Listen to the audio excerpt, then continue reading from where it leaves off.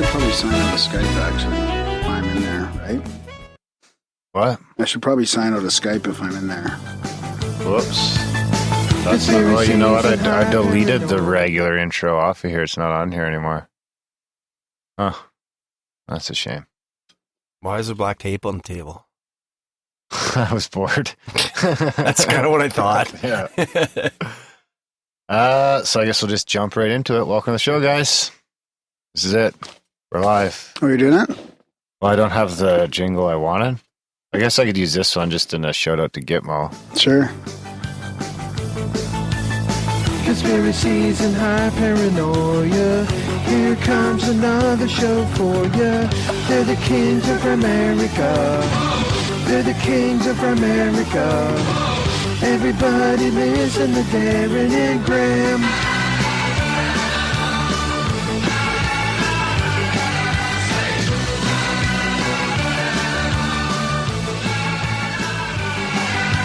That one we've had in the fucking holster for a long time. A couple years. Yeah. Has it been a couple years since we got our first jingle Oh, already? yeah, for sure. So we're just celebrating our 4-year here tonight. Late. We've got James Hey, wait. with us. You didn't do it, Darren. Oh, How many years now? 4 years. Okay, you gotta do your thing. What thing? You can't talk yet until you do introduce them. And first, as always, I don't have one ready to go. What do we got under? Graham Hobbit King Dunlop. There's no such thing as a Hobbit King. Is there not? Somebody's got to run the hobbits. No. They don't have kings. What do they What have? do they have? I don't know. Wizards? Just President? chiefs, maybe? Chiefs? They Hobbit don't have chief. chiefs. I think they're more kingly. Yeah, they seem more king.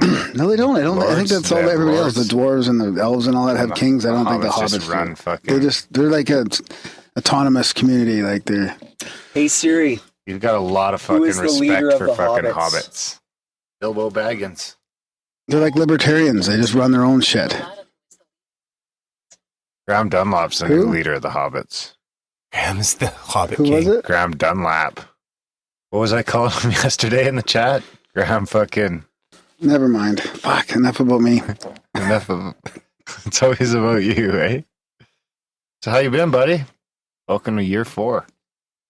I'm good. I'm excited. We got lots of good guests lined up, and we've had a good year. People have been calling already. We got James in the studio with us too. Hey, what's up? It's inspiring. Wow. Don't call us, we'll call you. Yeah. We do have to stick. We're gonna have a bunch of listeners on tonight. We do have to stick to like 15 minutes. It's got to be pretty hard. Like 10 or 15 minutes.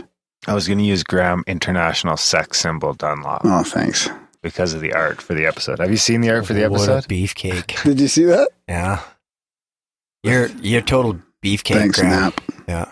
Oh, there's a bunch of people in this chat. What the fuck? Didn't see that coming.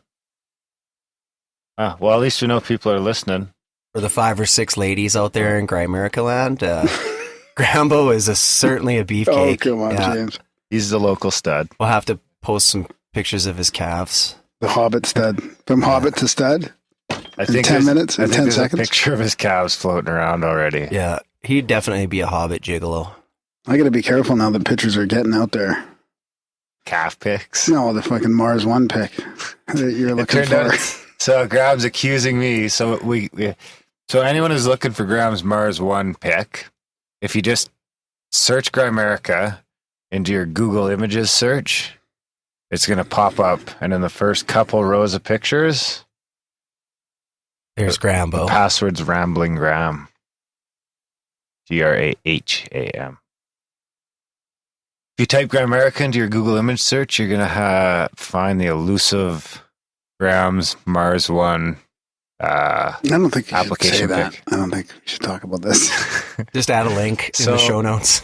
So we threw it in there, and Graham was all upset at me. But quite angry. I picked up a vibe of anger. So we decided... Through all the laughing, Yeah, because we were laughing yeah. hysterically too. He was sure that I passive posted aggressive. it, and I had broken this sacred trust that I had promised him I wouldn't post a picture. So we chased the picture back. and we found Google out- had grabbed it on its own from my Mars 1 application. No, from your Mixer profile picture. Oh, from my Mixer profile picture. That's even worse. Yeah. I could see Mars One giving it out, but Mixler Google's just grabbing that pic Why from are you using Mixler. a picture you don't want people to see as a profile picture in a social media site? Well, it was just Mixler. It was our. I thought it was pretty safe there. Only people that were in there would see had it. like fucking 50 listeners. That was the problem. So how you been, James? Welcome back to the studio. Thanks, guys. I'm pretty good. I'm just trying to find out who the king of the hobbits is. I don't know. It's Frodo now. No. You guys they're libertarians. They don't have kings. The hobbits are way more socially advanced than the humans and the elves and the dwarves and all that. I thought you were the Hobbit King. Actually, that Hobbit King one's been suggested by a few people. So I think we're going to do a bit of a call-in show. We got a bunch of people who want to call in, or who we can't really do a call-in show because we don't have a phone number. So what we normally do is we just line these people up beforehand, and that's what we've done. We've got, I think, 5 or 10 people that are going to We're only going to do one at a time. come on. We're going to do one at a time because in the past we just found they got out of control, and we didn't get to everyone. So we're going to do probably like 10 minutes, 15 10 to minutes. 15 minutes with a hard stop at 15 minutes if required. And For guys like Adam. to try and plow through everyone here as quick as we can. So that's kind of what we're going to do. We'll try and get through all the jingles too. Like, Ripple, ripple, ripple before the stick. Ripple before the stick, now yeah. Ripple before the stick. oh, people are trying to find the Mars One picture. No, see, Graham is having problems already. So, who should we start with? Maybe Felix? Sure. Did you add him already? I think he's added. Yep. Should I log out of? Yeah, you should I log should out. log out. And we'll start with Felix. And while I ring up Felix, I'll throw in the jingle that the people in the live already heard, but nobody on the episode heard yet. This is my favorite jingle that Felix has sent in so far. Uh-oh. If Maria supported the show, I'd be less sick of podcasts. The blah blah. Sending out good vibes. The blah blah. Good vibes. Good vibes. The blah. Good vibes. Good vibes. 108 breaths of deep gratitude and prayers for guidance and protection, and put on a didgeridoo and shamanic drumming track, shivers or vibrations and stuff like that. 108 breaths of deep gratitude and prayers for guidance and protection, and put on a didgeridoo and shamanic drumming track, shivers or vibrations and stuff like that. 108 breaths of deep gratitude and prayers for guidance and protection, and put on a didgeridoo and shamanic drumming track, shivers or vibrations and stuff like that. Remember to turn down your volume before you answer, because there's a delay. Blah, blah, Blah, blah, blah. I don't understand what a Skype bot is or why anyone would want to add one. blah, blah, blah. And the so-and-so.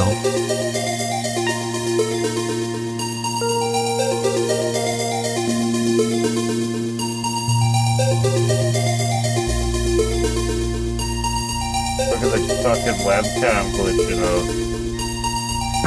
Blah, blah, blah. Oh, closer. Do I have to mute this here? I think it's actually the... Howdy. Hey, how's it going, Felix? Oh, well, do I have to turn the volume down here? No, you shouldn't. Only if you're listening to it on Spreaker, you might have to shut that off. Okay, so I have headphones on, and I can kind of hear you through my computer here. Yeah, you sound pretty good. Okay. Alrighty. So first and foremost, thanks for all the jingles. He's the jingle master. Yeah, I do my best. Jingle King. I thought we settled on King. King of jingles. The King of Jingles, yeah. I got lots of sleeves up my jingles. You have to send Darren the isolated blah-blah-blah track for him because he wants to do something with it. I've been meaning to do that. I gotta find time. It's going to be a text tone. Yeah. Uh-oh. It'd be pretty simple. I got it isolated already. It's pretty good. I kind of think I want that for Graham too. Will do. Blah, blah, blah. Blah, blah. So, Graham, you ended up getting that the package, right? Oh yeah, right. Yeah, Oh, that's right. Yeah, we have the package. That was the whole focal point of the conversation here. I was thinking, you guys gotta open that up on air, or I'll have nothing to talk about. All right, you want to do that then, James? You open it. We'll hold this. Hold the joint. Blah, And blah, you blah. have to talk. It's kind of cool to get a glimpse of your guys' studio. Oh, as well. geez, we got the Does the camera on, look too. okay over there? Because on our end, it looks completely fucked. It's freezing up a little, but I get the gist of it. Maybe you should redo the camera part. I tried unplugging it and plugging it back in. No, close the camera and then start it up again. I haven't used my webcam for like 5 years, and I had some like electrical tape over it, and so I don't know Smart. You took off the tape for the show? took off the tape for the show. Nice. Oh, happy birthday, by the way. Thanks. Thanks, yeah. 4 years. I drove all the way back to the P.O. box to get this gift. So let's see what Darren's got. All the way So to What's where? happening is I don't think that they wrote down the PO box, and I guess they don't actually send It's it a to breakfast PO box. sandwich maker. Yeah, FedEx is weird like that. You know, like I have a P.O. box because I'm not at home to pick up packages, you know. Was it just next to the post office? Yeah, or- somehow it got delivered to the store next door. They had access to it somehow. I don't know. Somebody signed for it, so. And you figured out who someone who signed for it was called N Deep. Yeah. It sounded like a bit of a prank to me. Do we have the Yeah, I was letter? wondering. It Don't- almost seemed like someone was like sabotaging this. Me sending this gift to you guys. Yeah. With this. The king of ND. jingles, not shingles. Here we go. Don't open until passport. Dear Darren and Graham, I love the show. Here's a gift for the both of you. Enjoy. Sincerely, Felix Berto. Berto or Berto? Both works. Both work. Did you pull it out? No, I'm just pulling the packing up. Ooh, it's a yeah. And so this is since this is like all audio. I figured you guys could kind of describe what I sent to you guys. Grambo currently Before- has a before blue we papered open- object in his hand as he fiercely peels the tape away with excitement like Christmas There's Day. another. There's Tears. another.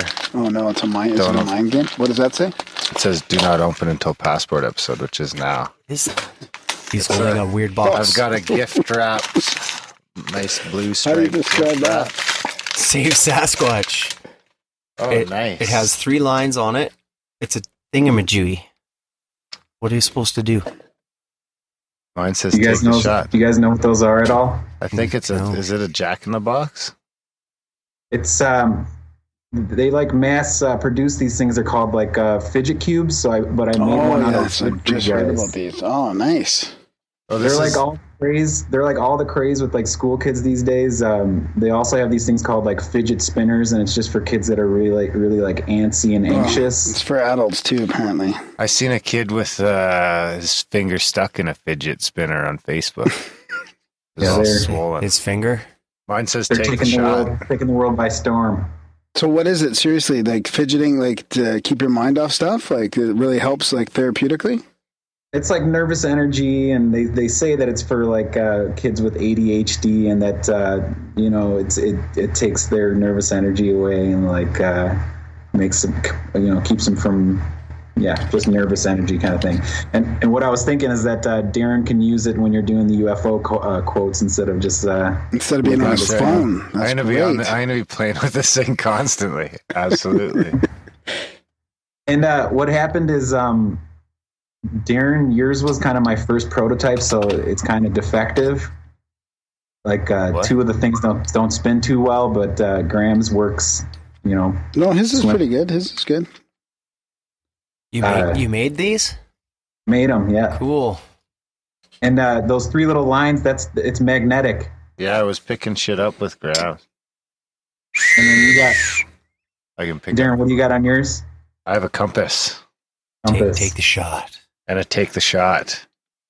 This is for Bigfoot hunting. And I was thinking, I hope that the magnets on Graham's didn't like magnetized your compass on yours. Oh, that might have happened. Actually, I was trying to figure out why north wasn't north. Yeah, but we're in a Faraday cage too. That It could be because something. we're in a Faraday cage of electrical signals bouncing back and forth all over the place. That could be, but I hope it didn't ruin it. But you can pop that out, I think, and replace it with another compass if you need to. This is great. Thanks, Felix. This is perfect for when Graham's rambling. You're welcome. Blah blah blah.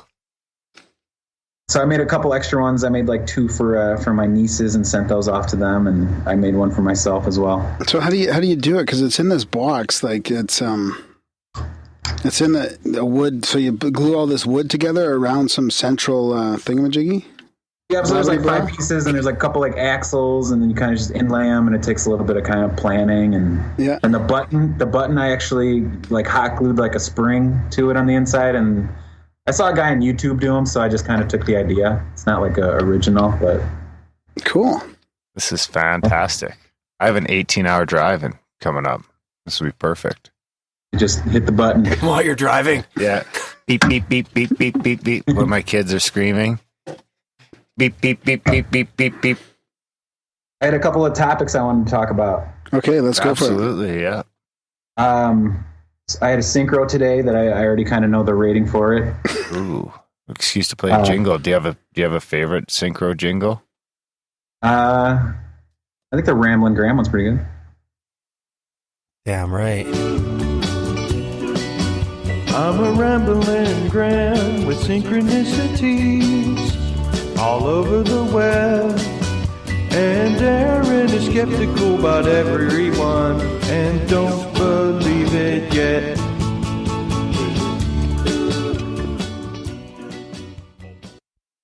All right, go for it. All right, so I would normally rate it like a 4.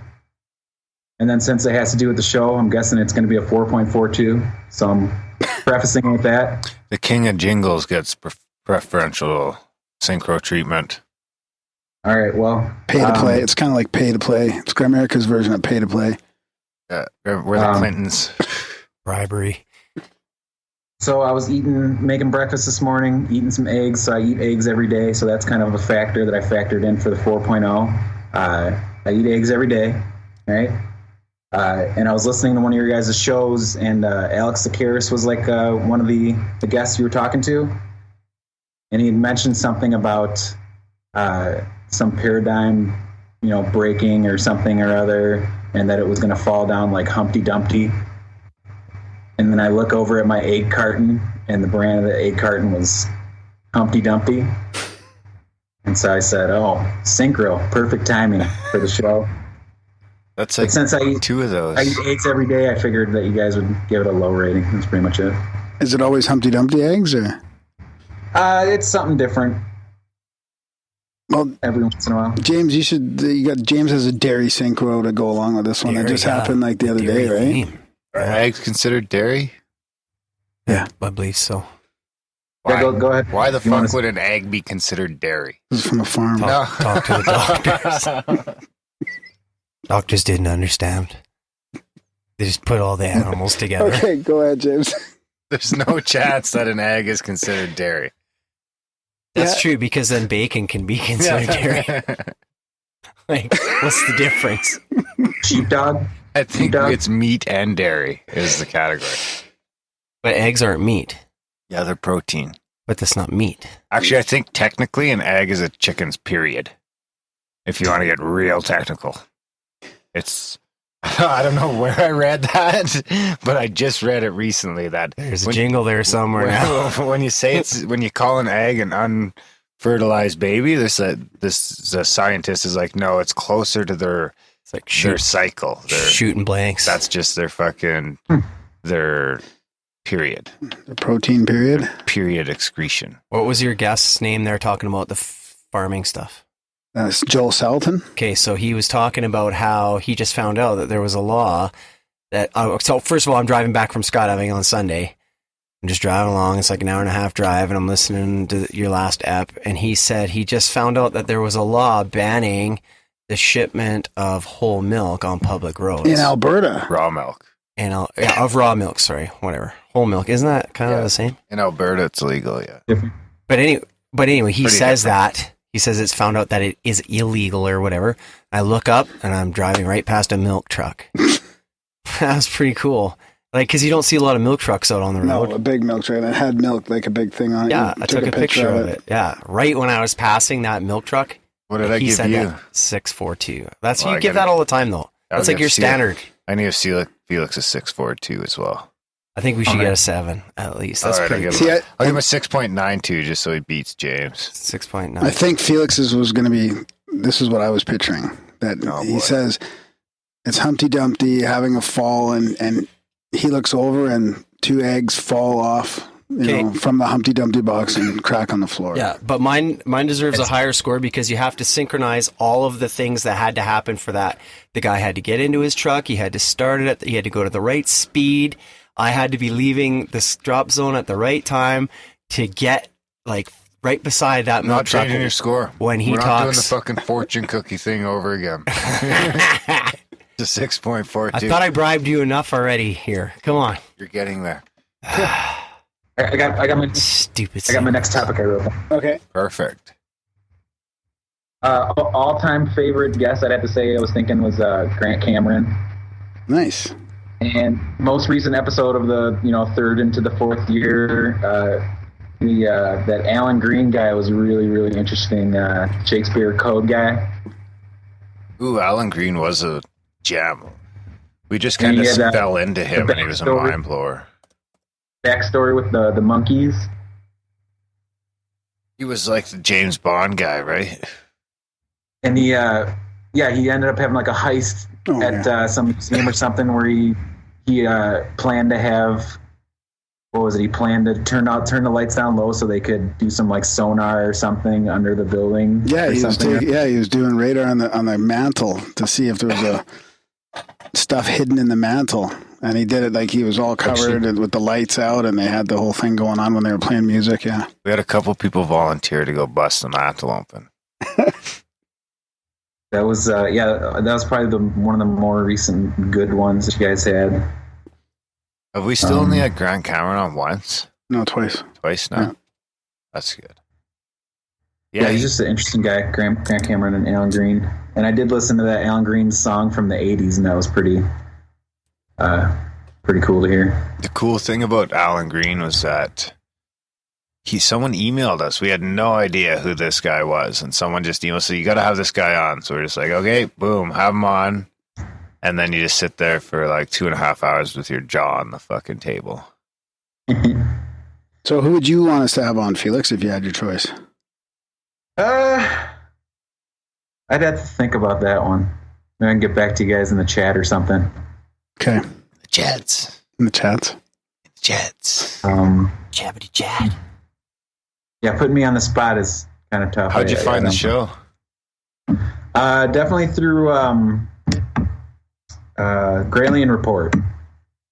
Micah Hanks. Nice. Yeah, just one day, probably like a good 3 or 4 or maybe like 5 or 6 months ago, he mentioned you guys, and I go, oh, that sounds interesting, the kind of just the name.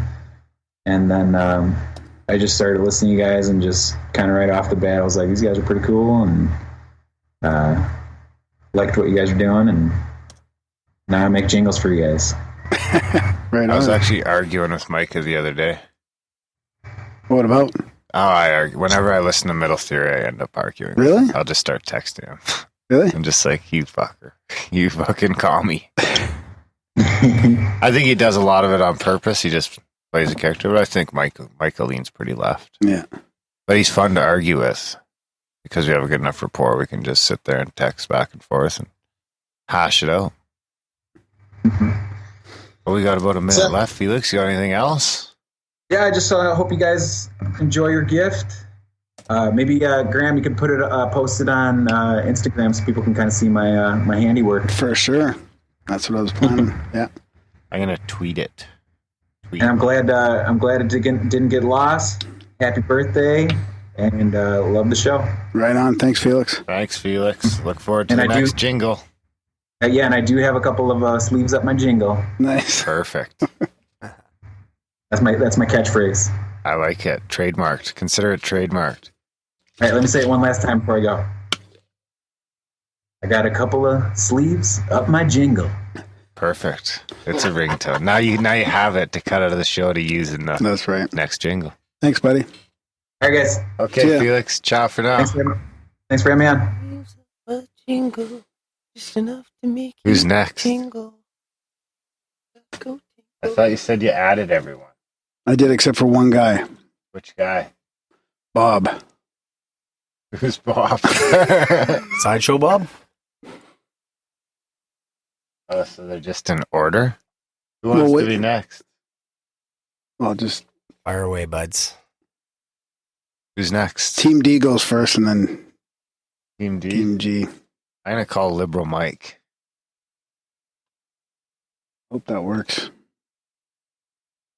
Bam. I think Garett's in. Don't we have Garett on here already?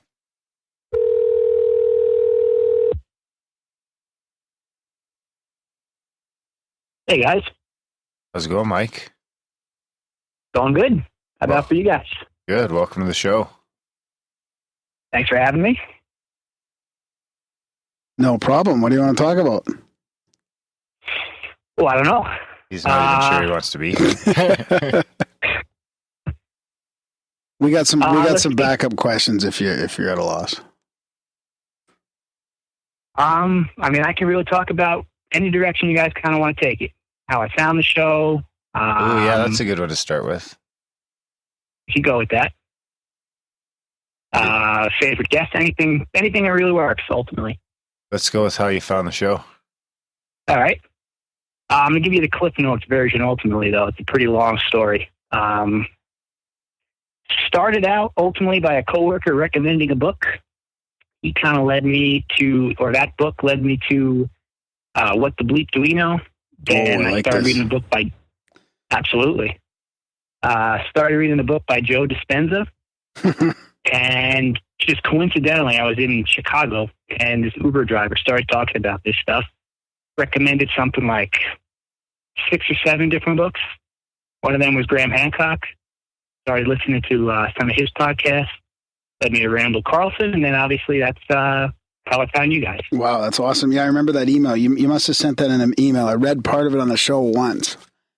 Yep. I don't think I read the whole thing, but yeah, that's fantastic. I tried to get Joe Dispenza on. Actually, we had him. Or was it the other guy I was thinking of? Yeah, we did try. Did we have Joe Dispenza? No, we didn't, but well, I was wanting. He was one of the first ones. Well, no, I'm trying to remember now. We have better luck now than we did in the beginning. Yeah, I'm going to have to add him to the list and get him on. He's fantastic. I've seen him live before. It's great.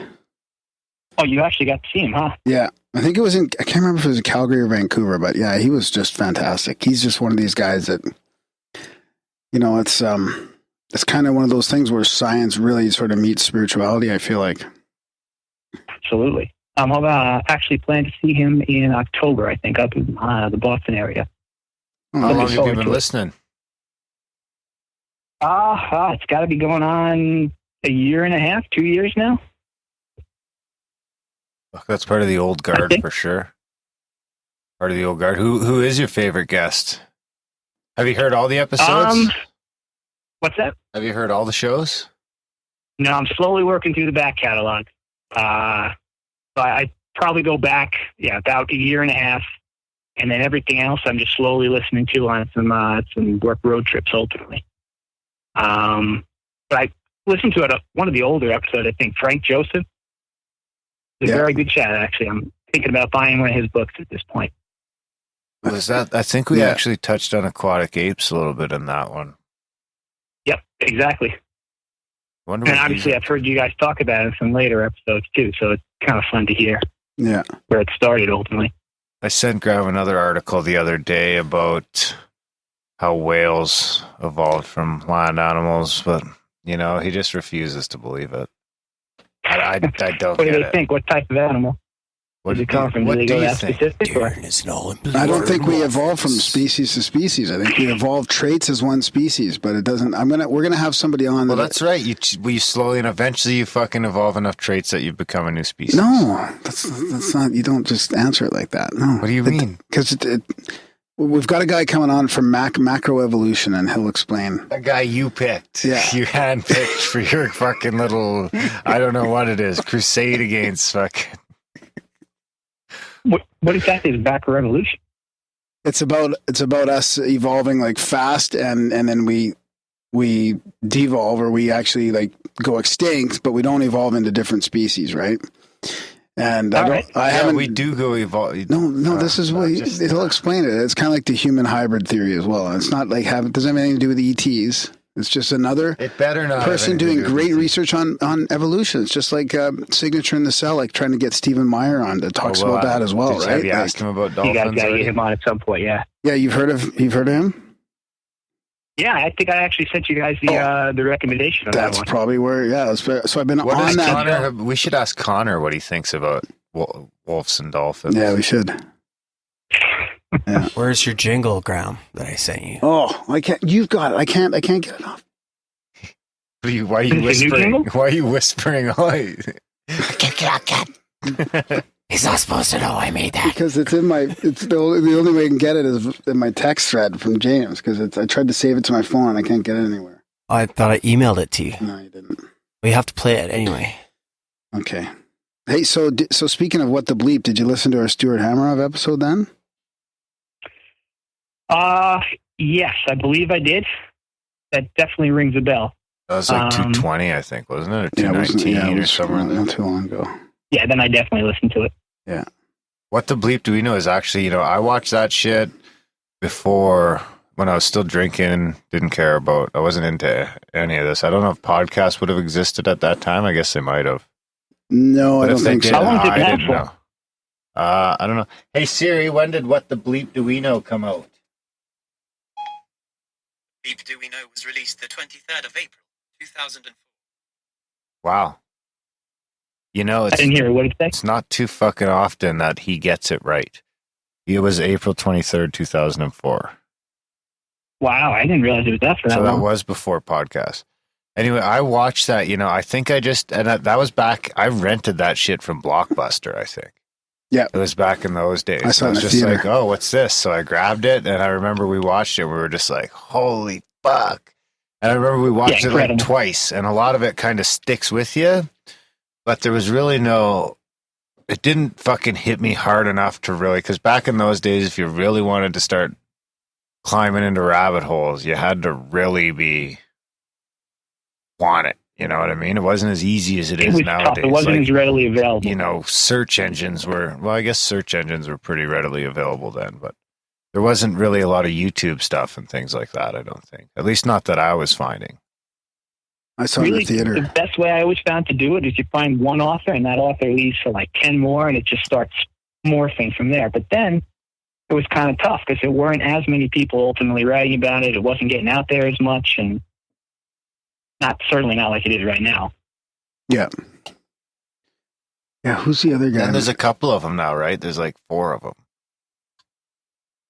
4 sequels to that, or 3 No, there was just it was a big extended. It ended up being in the 3 DVD extended set or something like that. Yeah, there's 3 of them. Yeah, I think you're right, Graham. So is that your favorite one then? Is that your favorite documentary? Ooh, I'm going to start asking these fucking guys what their favorite documentary is. Favorite documentary? That's a good question. And I got some shit to watch. I think 0 Point is up there at this point, so I'm just starting to rewatch them now too. That's not Richard 0 Point Gere, documentary? No. What is that? What is that? 0 Point as in 0 Point energy, or? Yeah, they definitely touch on that, but I think there's like 4 different versions of it, and they touch on a bunch of. I guess they do a lot of like sacred numerology to start, all the different things in different ratios in the pyramids, and then they start going into there's one episode where they put Nassim Harriman on for like 45 minutes, just 45 minutes of worth of clips of his stuff. Oh yeah.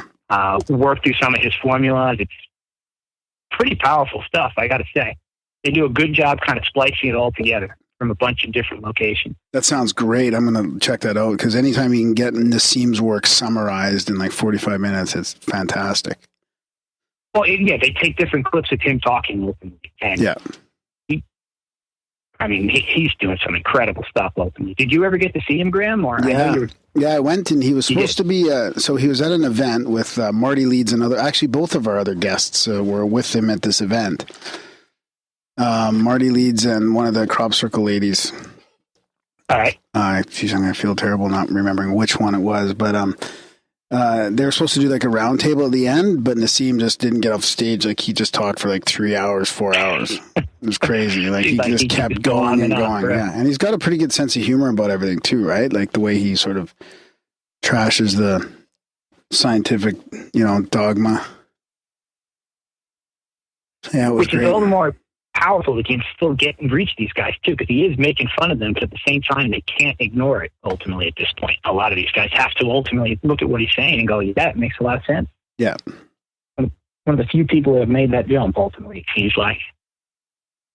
Good old Nassim. yeah. See, I wonder what he's doing because he's harder and harder to get now on like available. Like even the people it's that gonna get any easier. I talked to the guys that organize these conferences, and they said even like when you've got him as a guest, like he's super hard to get a hold of. He's just that busy. But now he's in Hawaii, I think, working on some sort of free energy, and you wonder how far a guy like that's getting with that. Exactly. You gotta hope somebody like that may be able to pull it off. Yeah. Without getting two to the head before. Yeah. Like all those That's cancer the scary scientists. part, yeah. I don't know how much truth there actually is to that, but I heard a rumor flying around. All those naturopathic doctors. Cancer curing doctors.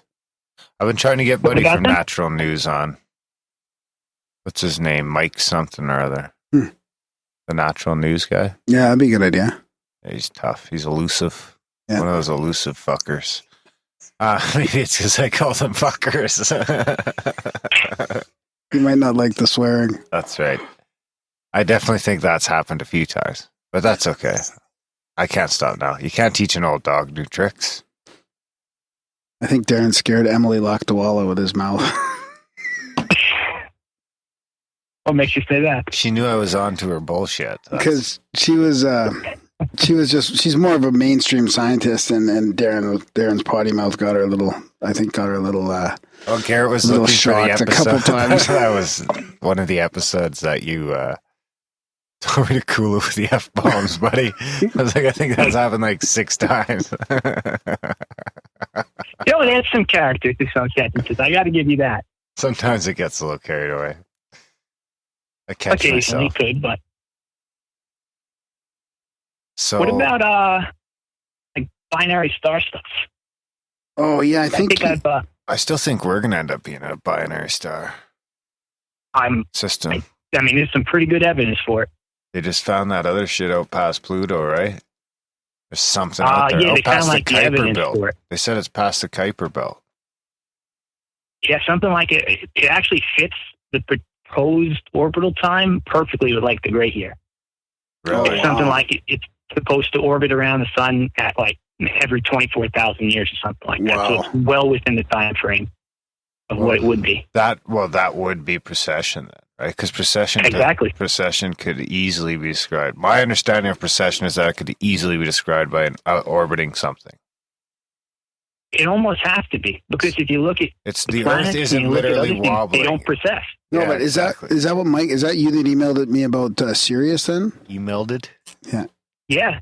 Yeah. So because Sirius is like I wanted to talk about that, so we might as well talk about it now. I mean, it was going to be a whole show topic or something that I talked to Darren about. It was on my list, but we were talking about how Sirius was blocked out of that Sky View or Google Sky or whatever.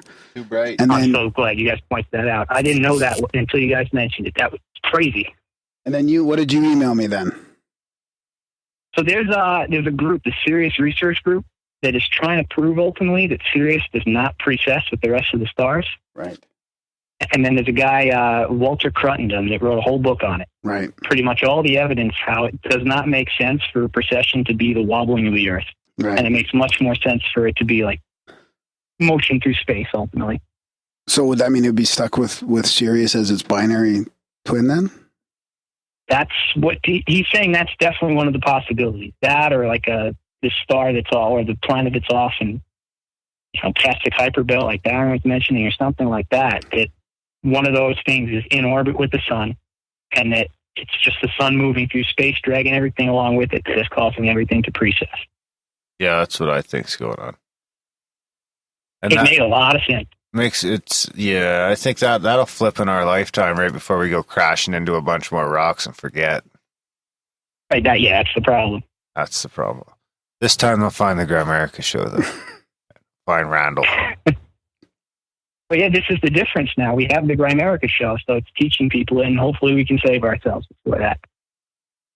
Well said. Thanks. Everyone in the chat is accusing you of taking notes, Mike. Did you take notes? I'm not even reading the chat. They're all saying they're all impressed by your preparedness. All he's doing is reading old emails to me. Is awesome. That's right. Yeah. Mike switched on. I like it.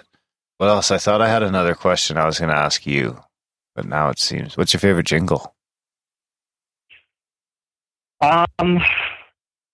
It's definitely the one where it's Graham saying blah blah blah over and over and over again. Yeah, that is a phenomenal jingle. I didn't even remember when that came from, and James had to remind me. It was probably from a redacted UFO quote. We're going to isolate that and make it available. Blah blah blah. Blah blah blah. Now, is that Felix work? That's Felix, yeah. The king of jingles. Hey, Graham. Fantastic gift. Check your email. So, did you just email him the Wolfen jingle? Yeah. All that just for the Wolfen jingle so you guys can make fun of me? I could send ooh over to you. Ooh. I just can't even understand. It's like fucking the guys who science me. Well, not Graham so much, but James is a pretty scientific guy. But fuck! All of a sudden, he doesn't believe in fucking evolution. I don't believe it. I believe in evolution to a certain point. It's not just all. To which point? To the point when we become a different species. So the evolution just takes you so far, and then it's like, whoa, I'm getting too carried away. I'm becoming a whole new species here. I gotta take this back a notch. That's right. Okay. There you have it. The problem you have is that for certain traits to evolve, you need to go through a trait that has less survival for the species. That's right. How do you get past that? That's the problem that I see with it. I think it definitely works because you see it in the lab all the time. From one species to the next? What's that? You're constantly transforming species. Yes. That definitely has to play a role, but there are certain things that it's not an all-encompassing type theory. No, I don't think so either. But I mean, I'm not even using it for humans because humans seem to be one of the bigger anomalies. I'm just trying to say that fucking dolphins came from wolves. Okay? It has been disproved. Everything with fucking 4 legs, that's canine in nature, came from a fucking wolf. That's how you're playing the jingle? You're holding your computer up to the microphone? Ready to go? Is that going to work? Okay, let's see. It's not going to work. Not going to work. We're having troubles here with emails and stuff. Just give us a sec. Well, it's about time to wrap it up with Mike here. Anyway, last question before you go, Mike. What do you like about the show, and what?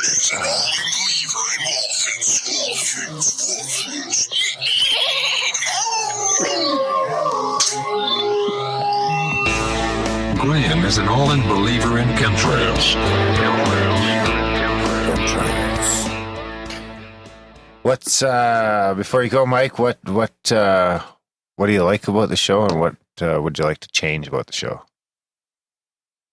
So, I think that the beautiful thing with the show is that you guys keep an open mind with pretty much everything. And I think, I think Graham kind of put it well the other day, or a few weeks back, saying it's tough because you gotta walk that fine line and be confident enough to talk about this stuff, but also, open-minded enough to kind of listen to what the guests have to say. And I think you guys have absolutely mastered that. And, it's just great conversations, and it wouldn't have it any other way ultimately. So about what to change, I can't really put my finger on anything I would say definitively ultimately. Keep up the good work. Les Graham. Just kidding. Buddy. Right on. Well, thanks, buddy. Appreciate it. Thanks, Mike. See, this was nothing. All right, guys. Next time you'll be good for a half an hour. Next time you'll be a guest. Okay, Mike. Okay, see you later. I'll talk to you soon. Okay. See you in the chats. Take care. Who's next? You're the producer. You're driving, dude. Right. Yeah. Okay. Keep talking. Keep talking. Talk to James about something. Tell him about Richard Gere crying in that unacknowledged doc. Oh, what happened?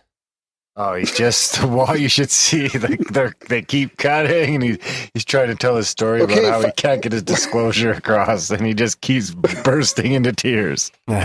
It's pathetic. It was heartfelt. Darren doesn't buy it, but hey, I'll just play that other jingle again here. Darren is an all-in believer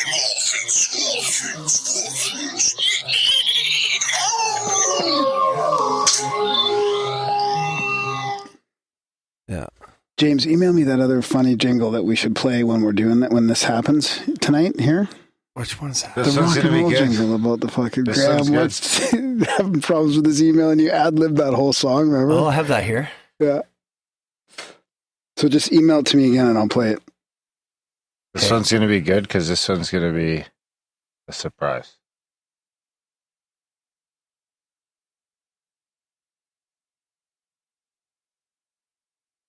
Don't mind the silence. Yeah, that's what I said. When I say keep talking, you're supposed to keep fucking talking. Okay. Hey, do you have any UFO quotes or anything today? Oh, I should have a bunch lined up, really. Yeah. I could. That's what you should do between caller. Verizon ringback while your party is reached. What the hell is that? Can you turn that down a little bit there? Wow. So how's the sound through speaker, I wonder? I think I was on hold. Hello? Hello, Garett? Hey, what's up, man? You got to turn down your computer. I'm going to pause the show. Well, sorry. That's your ringtone. Yeah, you hear that noise coming through your speakers? That's what people hear when they phone you. Okay, cool. Is that better? That's better. Is that just because we're in Canada that it makes that sound?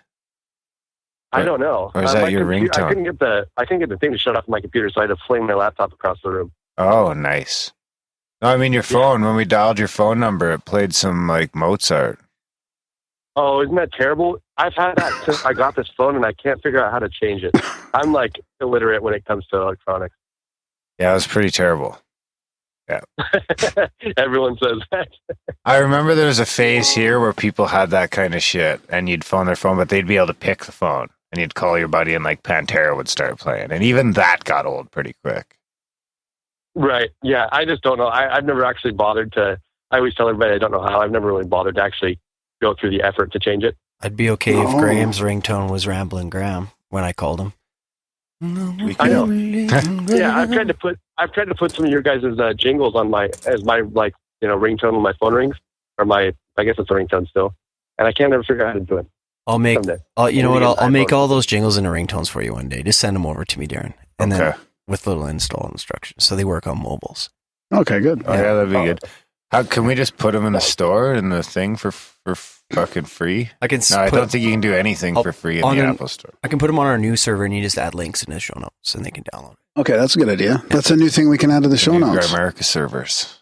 Yeah, we're having our own servers. Got some new stuffs coming. Right, that's going to come with a new website and email, which I haven't started.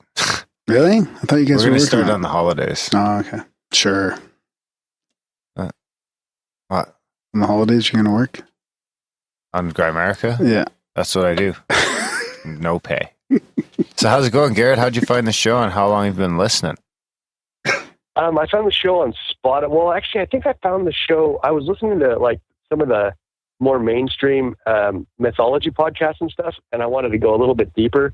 So I searched something. I can't remember exactly what it was, and Grimerica came up. I think I found you on Google, but then you happen to pop up on Spotify. Oh wow!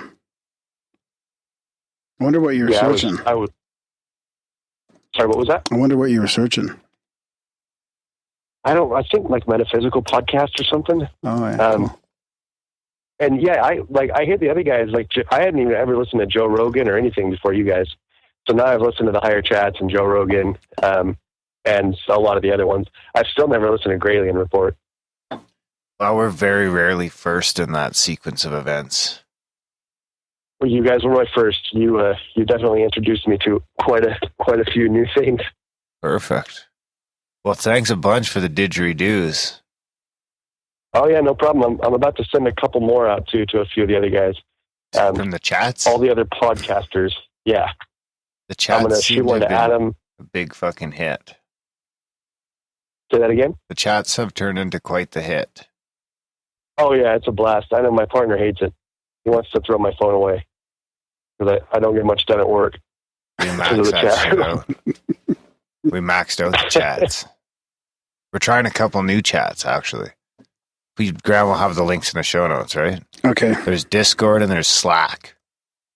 So we're just going to do fucking free market. We're getting out of the Google. I'd like to get away from Google anyway, just because fuck Google. Yeah. Because I feel like they're just going to erase us one day anyway, because fuck Grimerica. Oh, and they pulled my picture off of fucking... No, now you got a personal vendetta. Now Grimesteak has tweeted it, and I retweeted it. Thanks, you fuckers. Meme contest. I fucking lost my train of thought now. Oh, yeah, because we'd like to get off Google anyway. So we're going to go either Discord or Slack. So we'll give them each 30 or 45 days and decide where the majority wants to go. I mean, ultimately, we'll end up probably keeping them both open. I got a question for you. Maybe one will just naturally turn into Team Graham and one will turn into Team Darren. Yeah, that's not a bad idea. Universe A and Universe B. So the didgeridoo, is there etiquette on... etiquette, that's a new word. Is there etiquette on sharing? No, actually, so the beeswax that I put on that you dip the end of it with, it's completely antimicrobial. So it has a whole bunch of it can't carry germs. So if you share, just kind of wipe off their spit, let it sit for a couple seconds, and you're good to go. Okay, so it doesn't accumulate down the tube or anything, and there's not people will use other people's didgeridoos because I don't want to bring this over to my buddy's house who's got 5 of them and ask him to play it and he's all offended or something. Graham's problem is he can't picture himself playing the didgeridoo. No, I've never. Hey, I had bad. Can't you just do that? There's no sympathy from you guys. I had bad experiences in music class when I was a kid, right? Trying to blow in those fucking PTSD over band class. Yeah, bad experiences. What kind of bad experiences? The teacher I couldn't play the horns and stuff. Beat the shit out of you with the trombone. I didn't like music as a kid. The playing it, right? Right. PTSD from band camp. Wow. Your fucking music teacher touched you. The trick with the didge. Oh, sorry. You learn something new about Graham every day. The trick with the didge is figuring out which part of your mouth works best for you. So I actually play on the side instead of the front. A lot of people try to play with the front, and I can't do anything if I just play it straight on. I have to actually go off to the side, and then I have full control there. I do right side. You do right side, so you do the side too. How long have you been playing it, Garett? Do you have one handy? 7.5 years. Oh, wow. Do you have one handy? Say that again? Do you have one handy that you could play? Do I have for one us? handy? Yeah, I do. Actually, I was just thinking about that. Let me grab one. I'll be right back. Okay. Oh, let Mike's going to grab it for me. Will you play yours first? I'm not playing it, man. I tell you, I can't do it. I don't have mine. Mine is James, why don't you try and play Graham? Yeah, you're a musician. I could play it. Where is it? It's right there. I've never tried one before. Just play it like you're playing. I ain't fucking putting my mouth on anything Graham's mouth's been on. Just purse your lips and blow. See, that's good already, right away. I found it easier, James, if you put it here. You got to really get past that. So Garett, do you push through? I've had some pretty crazy experiences with people playing them for me and meditations and stuff like that. And I remember being at UFO Congress in 2013, and there was a couple guys in there. Grimerica. Actually, yeah. Who's the photo analyst from MUFON? Mark D'Antonio was there. And a couple other guys, and they were talking about how the didgeridoo is a pretty special instrument as far as the actual vibrations and the resonance that it has with our bodies. And it actually does end up shifting consciousness in a lot of people, right? There's crazy experiences. So do you get into a lot of that? You've been playing it? Do you play it for people, or do you have any of that happen yourself? Yeah, so I'm pretty into years past I was really into praying and meditating. I mean, I did it a lot, every day, a couple hours a day. And I use my didge, and I have a couple other horns too. And now I'm actually really interested in the crystal bowls and stuff. Right. But the didge is unique in its ability to take you other places. I mean, it really is a very special instrument. I was never able to explain what it did prior to your guys' show. And then I started listening to you guys and realized, whoa, that's what it is. Because I just kind of thought it was a neat add-on, but I always felt that it was doing something. And then when we got the vibration stuff and all that, exactly how it worked. So yeah, it's a very special instrument. And a real one, the Aboriginal didgeridoos, they're actually, like the one I have in my hand right now, is actually a hollowed out piece of eucalyptus. So they have gigantic, gnarly termites in Australia. And they just wait till the tree's perfectly hollowed. They go up and they cut a branch off. And that's a real authentic Aboriginal didgeridoo. Oh, wow. They say it's actually the oldest instrument in the world. And I have one from Australia. And it's not as cool sounding on the, like, up front as these PVC ones. The PVC ones are a lot louder. But the resonance that comes off of the real Aboriginal didges does something even deeper than the PVC ones. They're really a neat instrument. Right. They're very Is cool. that the one you're going to play for us? Yeah, I'll play both. I'll show you the difference. Okay. Give me 1 second. I got to put the phone down for a second. Okay.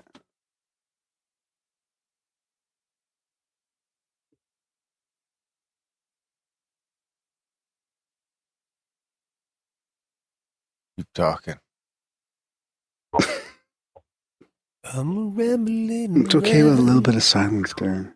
No, dead air's No. People are shut. Oh.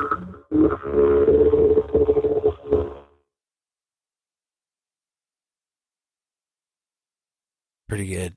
You have to get some drums to go with that. Where's your little drum? Yeah. I know. I have a bunch of drums too. That's another one of my things. Where's the drum? So that was the. What was that?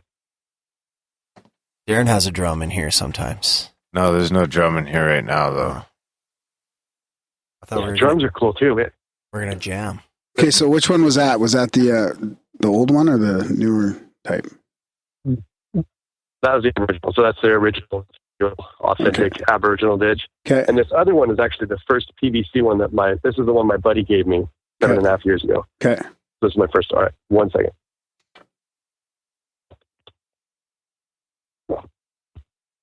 Garett didn't know we were going to call him.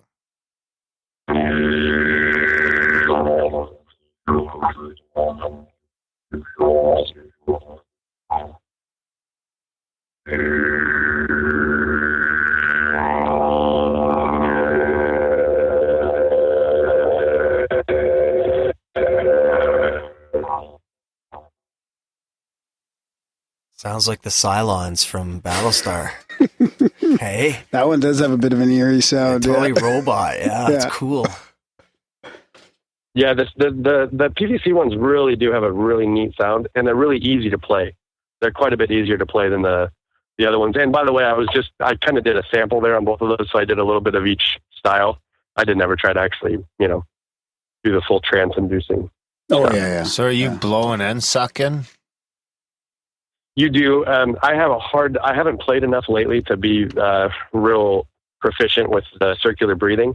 But you blow and then you breathe in your nose while still blowing, and you can actually play a note for 10 minutes if you're really good. It's not all over the place, but it's really neat.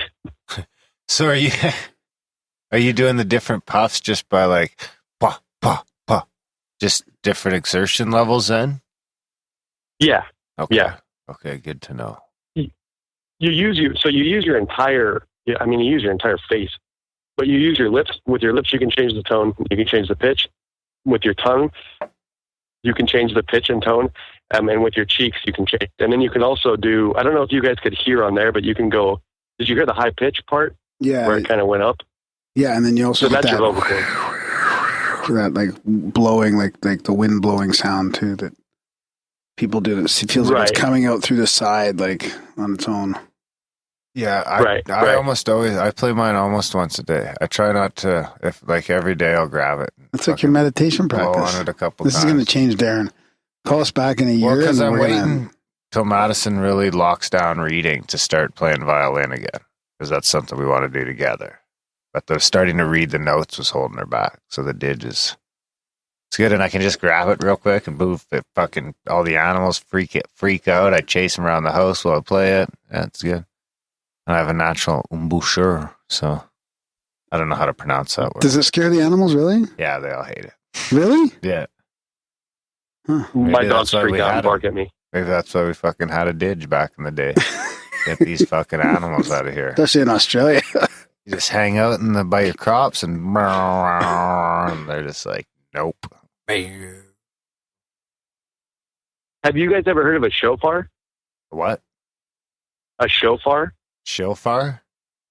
Yeah, No. it's an Israeli. It's a Hebrew instrument. It's actually like a horn off of an animal. I actually have those too. Those are also really cool. They're not as trance-inducing as the didge is, but it's really cool to start your meditation with that. Like I feel like it clears the atmosphere or something. Nice cleansing. Yeah, like sage. My whole house yeah. smells like sage. My wife just got new sage today. Yeah, I feel like it does this kind of the same sort of thing. I mean, it's a little bit. I know the bowls do. Instrumental, but you like right. to play your I can't bowl wait to of get your a bowl. crystals, right? You don't have a bowl yet, Right. I don't. I didn't. I never even heard of them until 6 months ago. So when I started listening to you guys, I heard about those and started researching. I'd kind of always stayed away from the crystals and stuff until recently. I'm really interested. I was actually at he's like a massage therapist, but he does body work. And he showed me this amethyst crystal mat that he has. It's like $2,200, and it's got 25 pounds of crystals in it, and you can lay on it. And he says that thing totally just puts you out when you start to lay on that and meditate. I'm really, really interested in the crystals and stuff and the vibrations, and I'm definitely intrigued by all the new knowledge I'm gaining from your guys' show. Yeah, I want to do a show on crystals. I've got the name of this woman from the UK. I think Judy something. That's just like a expert.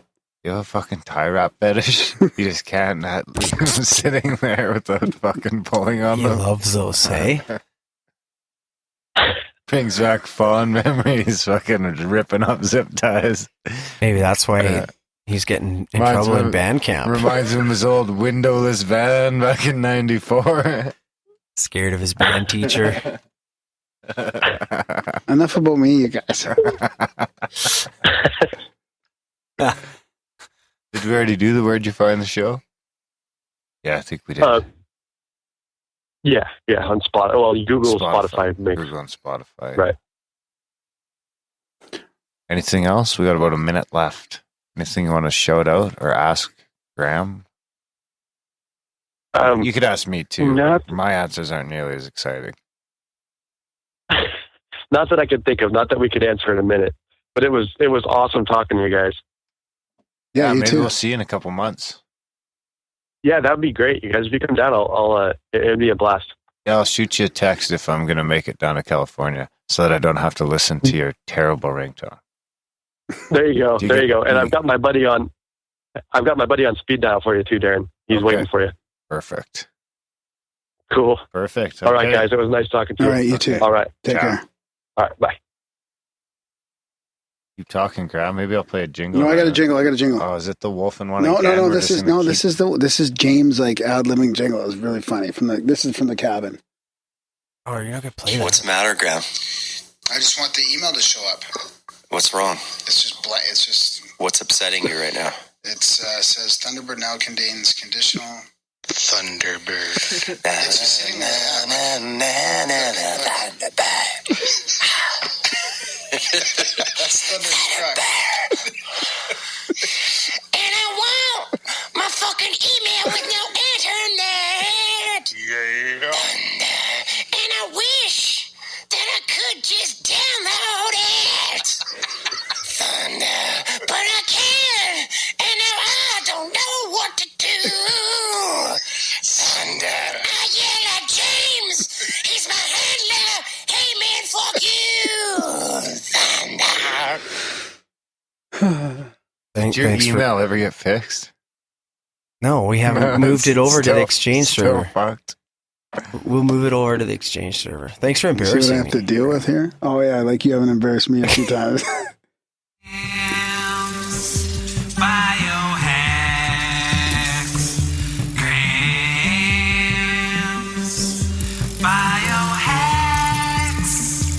Put butter in your coffee. Say what? Put butter in your coffee. say, what butter your coffee? That's the best part. That's fucking Graham jumping into his cold water. Yeah. Well, he's doing that in the cabin too, jumping out of the hot tub into the big snowbanks and stuff. Crazy. You could always tell what part of the snow Graham jumped in versus like if it was me because the legs were extra huge down by the feet. Enormous calves. The calf melt. All right, so I've got some backup UFO quotes here too, since Darren's having some Skype troubles. Play on the UFO quote jingle. Well, where's you? No, I'll just say it. Well, no, we gotta have the jingle first. It's the best part besides the quote, I mean. What do you want, the jingle? Yeah. James likes this one. Darren and Graham are going deep. It's a profound UFO quote of the week. Words to ponder and critique. It's a profound UFO quote of the week. Okay, at first, I thought we were seeing a ship on fire on the horizon towards Ilfracombe. But then it rose out of the water like a blood-red sun, a good deal larger than a full-sized harvest moon. It remained at sea level, then suddenly took off at fantastic speed towards the Atlantic. That was Chief Inspector Reginald Jones of D Division, Glamorgan Police. The object was witnessed by another officer, and I don't know if this is January or September, depending on how they do their dates, but it was 1957. That's cool. 1957? Yeah. Way before drones. Yeah. Yeah, that's a good one. There's never going to be any the UFO sightings soon because everybody's just going to think they're drones now. You know? Yeah, that's an issue. Right? Yeah. Well, So that's an issue? there's Is that some a big pretty problem? crazy. In the What? C-SETI field? In the C-SETI? No, they're strictly like beyond drone. Hey, what's up, guys? They're beyond drone. They're a nuts and bolts problem. Yeah. Hey, how's it going? Oh, pretty good. How you guys doing? Good. Living the dream. So we're on with Grimesteak? That's right. Yes, Grimesteak. Grimesteak. The one and only. Caught me off guard. The vegan Grimesteak. I like to keep it catching people off guard.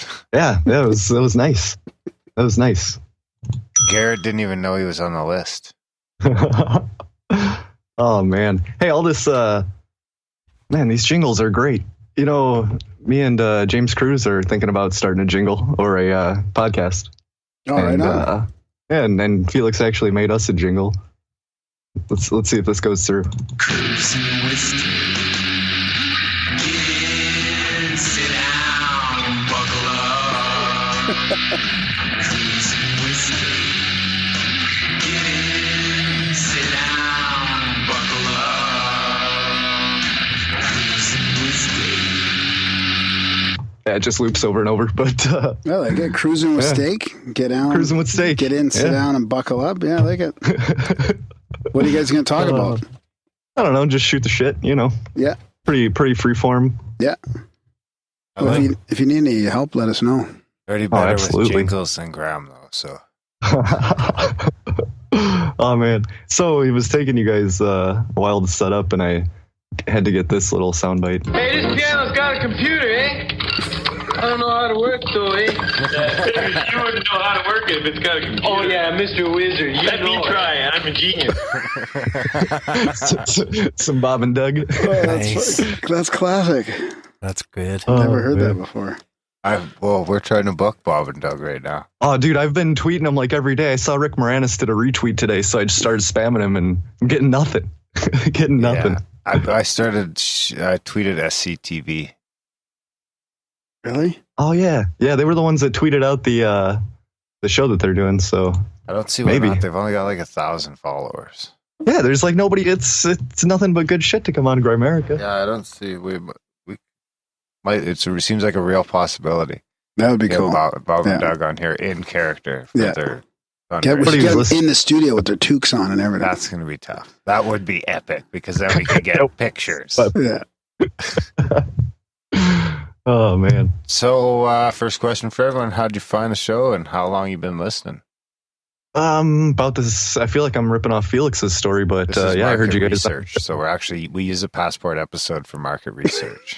Yep, Graylian report. Got it on there. And I've pretty much been listening about a year and a half.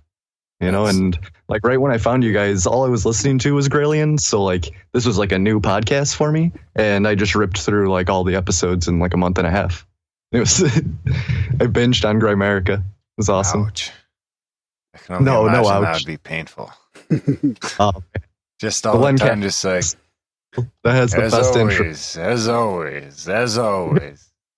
Graham, I take pictures of my calves on the toilet. Done. Wow. Oh, that's a good one. That's how he gets his calves so big from the squatty potty. Get yours today.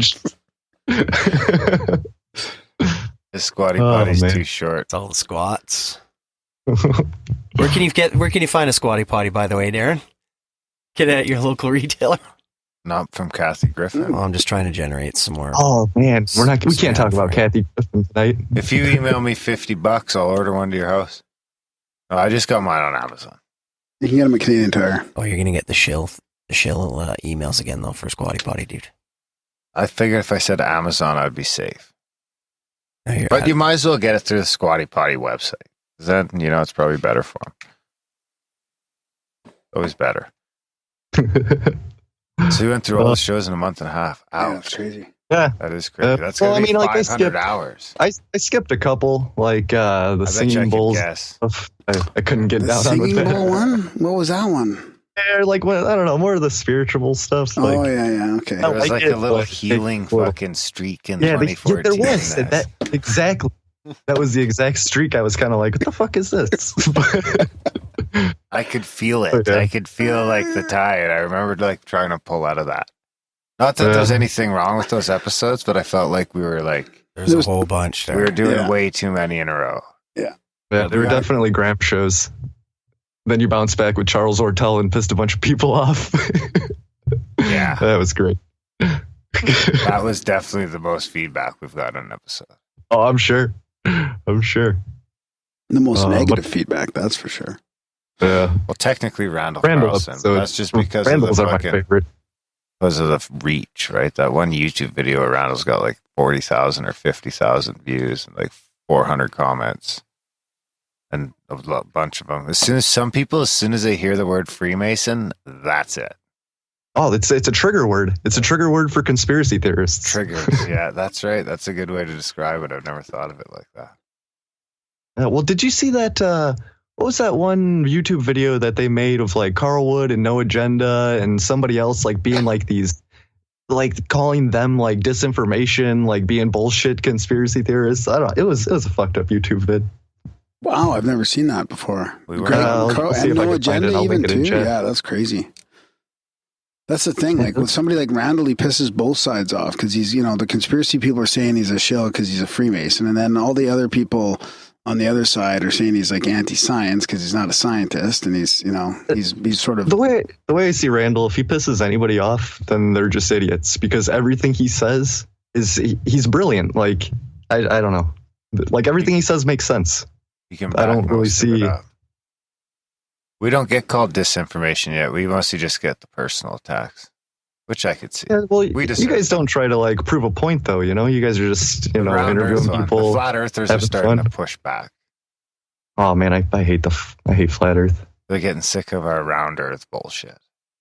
Well, yeah, you guys are round Earth shills. Oh, some of the round Earth stuff I've been looking at just for fun. Jerry's gonna go off in the chats. Oh. There's like, how does the water stay on the planet if it's round and spinning? It should have flung all off the planet by now. Like that's the problem. That's the problem. There's so much of that out there that's got to be people making jokes. That's what the flat Earth guys are saying. It's unreal. No, it's not what they're saying. That's what a small. The science is in. Science. Oh.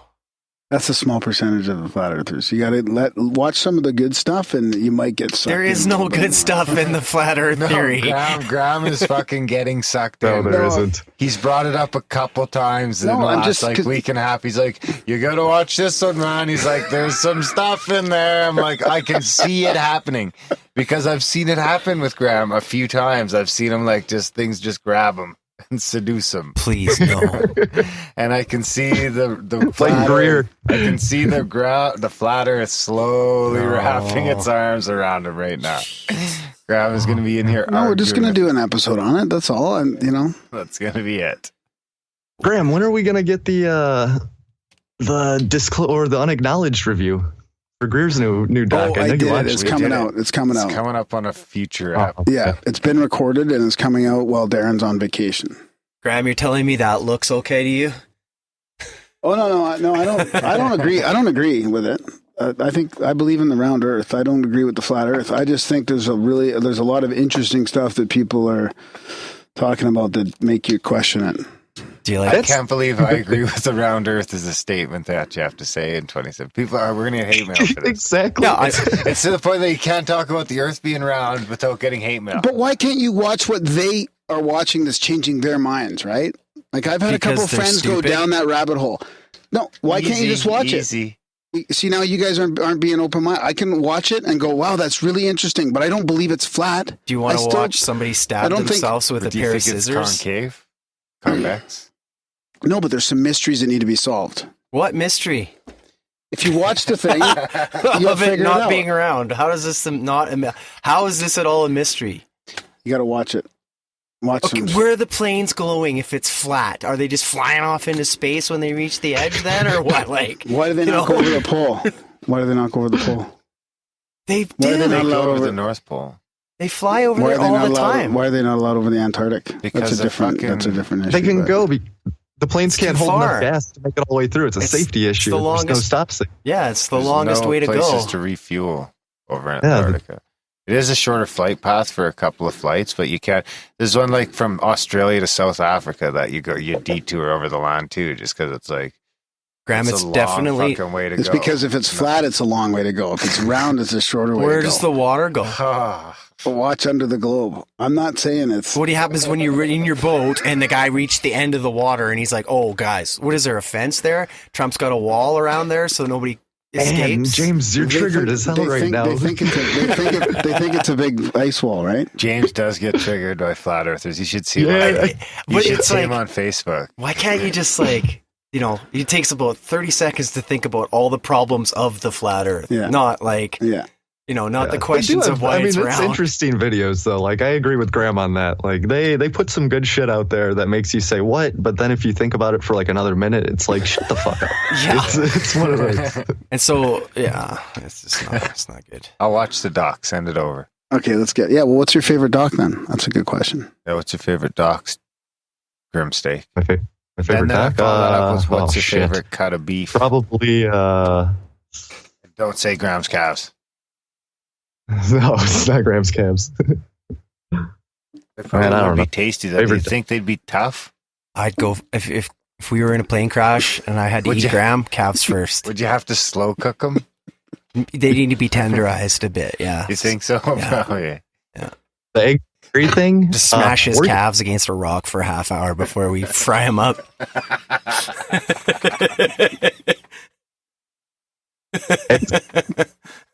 We'll keep the foot on for a bit so we can use it like the handle.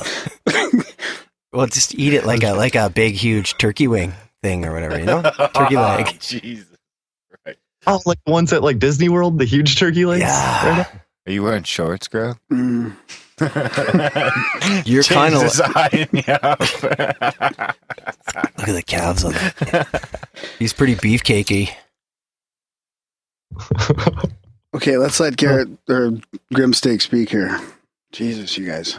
Hey, you just outed him for his real name, Graham. You have to beep that. We just have fun. Oh no! It's like my first 2 seconds in the chat with my other name on Google, and Darren's like, "Hey, that's James, everybody." I'm like, "Thanks."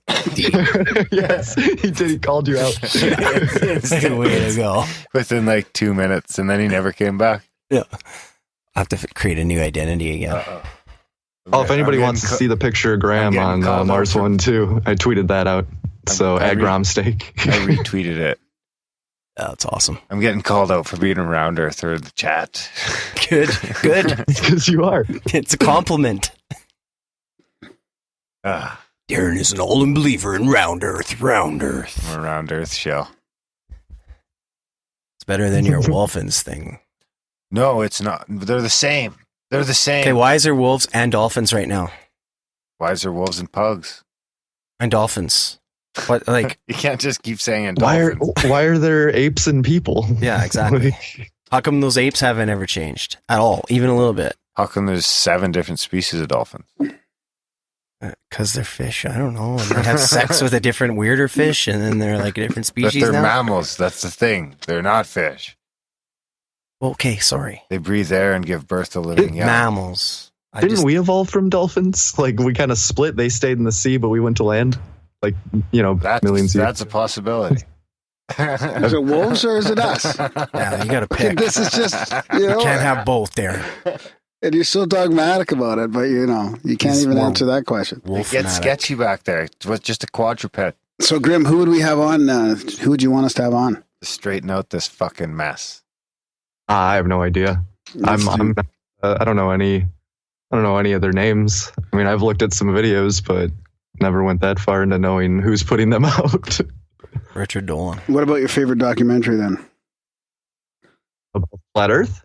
No, period. No. Just in general. I'm trying to remember the name of this one on Netflix. It was about how like George Bush was involved with the Kennedy assassination. God, what was that? I don't know. I'm drawing a blank. I linked it the other day, but I think I know which one you're talking about. Yeah. I think I heard the No Agenda guys talk about that again. Is it about the Bush family, like Family of Secrets or something like that, or is it? Either that, but what kind of got me back into it was like the whole UFO alien thing was The Hidden Hand. It was on Netflix like a few years ago, and that one was just about like pretty much Rich Dolan stuff, like deep state, secret societies and shit, breakaway civilizations and exactly. Yeah. Elysium. Never watched.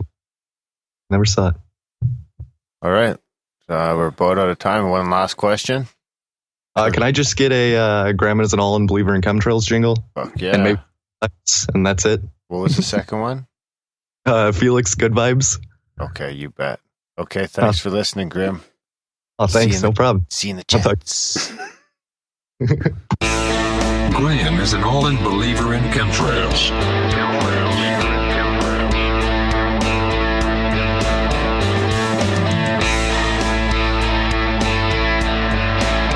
See, technically, it's not accurate, that jingle. It's getting there. It's not accurate, though, it's because fucking getting there. Your weather modification, not chemtrails. No, That's two different things. It's coming. Just give it a couple of months.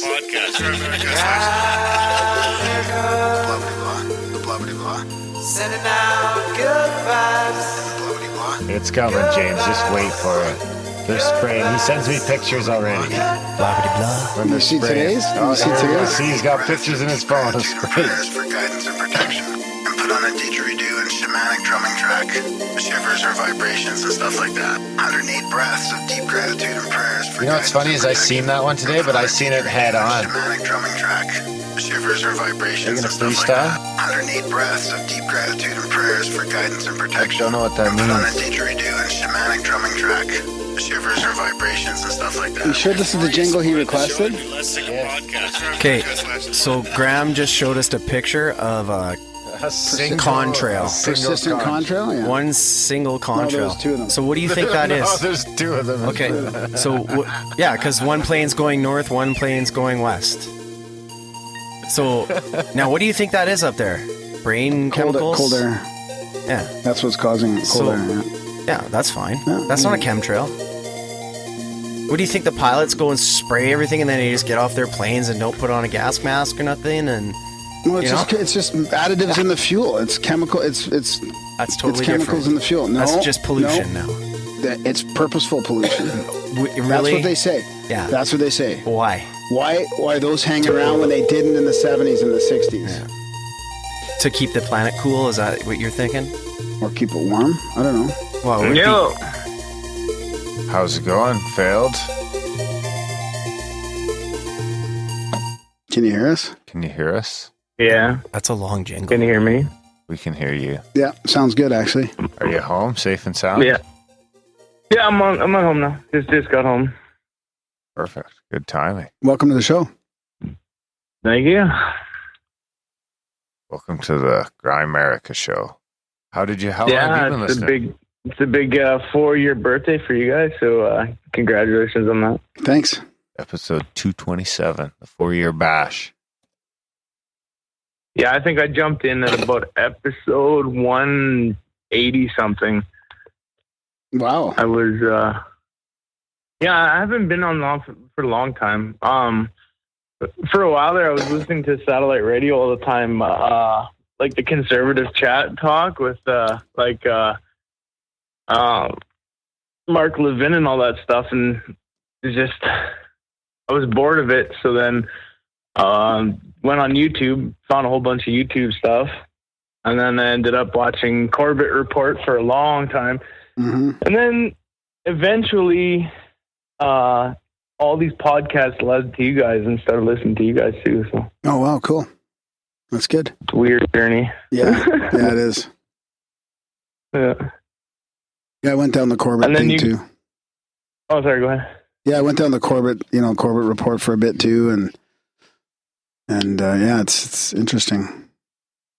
Yeah, he had a lot of really good stuff, like all those 2-hour documentaries, more than the actual podcast, like the 15-minute clips or whatever. But I really enjoyed them because he's a well-spoken guy. That one. Yeah, yeah, yeah. He's good. So you must plow through the podcast now.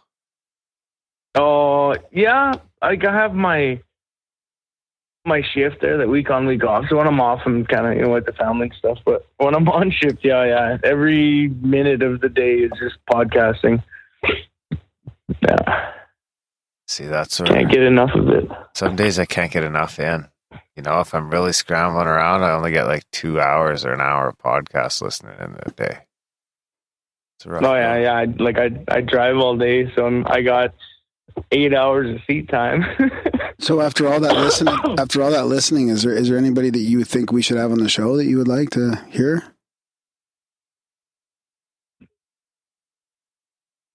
I don't know. I'm one of those guys that I listen to them all. I don't really remember names or yeah. I know what you mean. Anything like that. Yeah. More of like concepts and ideas that stick to me rather than like this guy said this and this guy said this, because it's just filler information that you can find on Google kind of thing. What about topics then? Topics and categories, like anything that you're sort of craving for more of? Yeah, but you guys don't do it. What? The politics. You guys have already said, "Oh, we're gonna trigger people." So I'm like, "Oh, come on," because I'm big into politics and conspiracy stuff like that. Exopolitics. Yeah.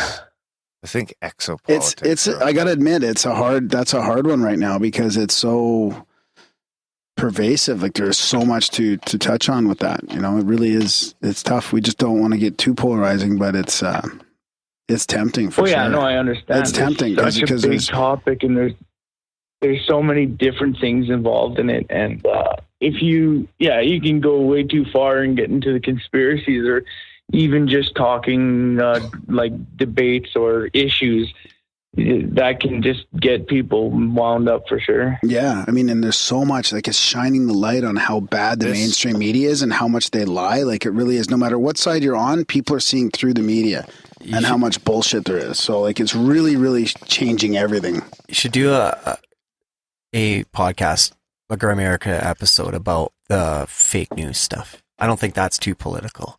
I know the crisis actors, and where do they come from? Are they getting, like, who's hiring them? Obviously, like the news, CNN. I shared a webpage today, the crisissolutions.com. Did you see the one of when the guys that were stabbing on the bridge or whatever it was, how the crisis actors were caught on video, like getting changed and stuff like that, and down a side street? Have you seen Just that video? recently? Just Like from that one. From the London Bridge Yeah, one? you can see them all getting dressed up, and then in the news report, they're like lying on the How do ground, they get like there so pretending to be fast? hurt or whatever. No. Yeah. They got busted on the Yeah, street I've seen getting it. changed like into their outfits or whatever. Is this the one that CNN was filming, or this is a different one? Because CNN just got busted apparently filming, like staging a what do you call it? A protest behind where they're filming. Yeah. Yeah, well, this is from the London attacks. Really? Yeah. And they're lying there, like pretending to be hurt and stuff, and they're dressed up like cops or something like that or whatever. Yeah. Yeah, you It's can not see the good. cops getting out of their uniforms, and then they were getting into military fatigues, and then other guys putting a baseball cap on and just civilian clothes. And then, yeah, it's a little bit like you said there, you go to a different time, and then here's the same guys lying on the ground. It's just like They're just and this- actors there. I wonder if any of that. Yeah, and it was filmed by people actually just standing there watching. There was the row of 3 or 4 police cars, and there's a whole crap load of police just starting to get undressed, like right down to their underwear, right on the street. I think that's why people were filming. But then, yeah, you can see clearly that those guys were wearing the same clothes at the scene of the accident, right? So, Yeah, so I don't know. whose agenda is that? Is it just strictly the news agencies just trying to get a cool story, or is there somebody up top making but them do that? you Is know? it, or is it just a simple explanation, like it was actually filmed after the incident happened, and they were actually changing into riot gear or whatever? No, you have to right? look Like, at you have to look at the videos. Like you could see them clearly getting dressed, and then in the report they're like lying on the ground pretending to be hurt in the outfit they just put on. Like you can totally tell. But what if they got dressed in riot gear and then got shot or stabbed? Well, Like, what if it was after the scene? They got dressed like you're on your cop driving around London, but you've got your riot gear in the back, maybe just in case. No, you can see how they're getting dressed. No. Like, yeah, you have to see the video. It's not riot gear. It's not like No, you just have to. Once you see the video, you're going to be like, oh, these guys are actually putting on costumes right So now. that's what I wonder. So what is behind all that? Yeah, who's like, how paying are them? they? So it's a false flag then, or is it not a false flag? But it's kind of like somebody knows it's going to happen, yet it's still a real event, and they're just. Is it as simple as the news agencies are just battling to get the best story out, or is there something even a higher power trying to get them to see, like, put that news out so that there's, more injured and whatever, and make a fake story about it? Just like the Russian hacks. It's really polarized over in Britain right now, right? You got the immigrant problem and all that. I think it's more to do with what did they do? They did a snap election, right? So they're waiting for an election, and their parliament is suspended for now. So in my mind, it's either they're trying to get, because if their parliament is suspended, they can enact war measures without the parliament voting on it. Mm-hmm. That's one way to look at it. But the other way to look at it would be that if they get these false flag events to happen, they can get the ammunition that people need in their minds to vote for the person that's going to look into dealing with that problem, right? And if you think about politics, it's more of a conservative base that says, we're going to get rid of immigration and we're going to reform it, where the liberals let them all in kind of thing. So it's kind of might be swaying the vote. I don't know. Or could it even be a third option where Theresa May came out and talked about clamping down on the internet? Like that just makes the event seem that much worse, and that, okay, now we're going to tie it to clamping down on the internet and everything's going to be monitored. And, that's how that's another just control mechanism that's get put in place because of this, right? This sort of false flag or exaggeration. Maybe it doesn't even have to be a false flag. It just has to be an exaggeration, like using that to their own means. Exaggerated flag. Yeah. Yeah, because I think with the internet thing, they still have that. You guys heard on the agenda, they had that ISIS, 50,000 people subscribed to ISIS's newsletter from Britain. Mm-hmm. Right. So maybe that's something they're looking at clamping down on. But I don't think you need to clamp down on all the internet, because then things that we're doing like this will get illegal. You know what I mean? Yeah. Different ideas. not supporting the mainstream narrative, and then all of a sudden we're shut down because we're wild and crazy. Feral Graham. Yeah. Feral podcasters. Fucking Graham. Spreading that disinformation. You have a favorite episode that comes to mind? Favorite episode was recent. It was that the Nutri that had all that info with Fukushima and all the nuclear explosions and stuff. Wow. Yeah, no, I really enjoyed that one because my dad used to talk to me all the time about it. He'd be like, "There's this global warming thing. I've got it all solved." I said, "What's that?" He said, "Well, back in the 50s, they were popping off nukes left and right. That's got to affect the atmosphere. That's got to affect our weather." And then hearing that podcast about the guy who's talking about all this, and I was like, wow, look at that. There might be something to all that nuclear energy in the atmosphere. The Deaths of the Pacific. Yeah, that's the one, yeah. With, what was his name? Dana Durnford. Yeah. I forget what number that was. Graham will link to it in the show notes. Yeah, it wasn't too long. No, we won't. Type it. Type it.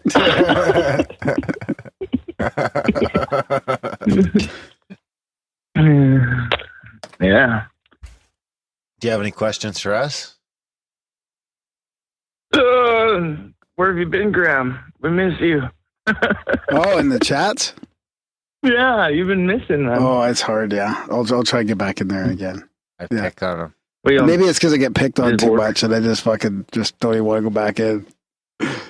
I get booted out or, calf pics start showing up. Okay, People are hoaxing my calves. Team Graham chat only. So yeah, man, I like that chat idea. It's such a good idea. Maybe we're trying a couple other ones. What are they again, Darren? Slack and Discord. Slack one.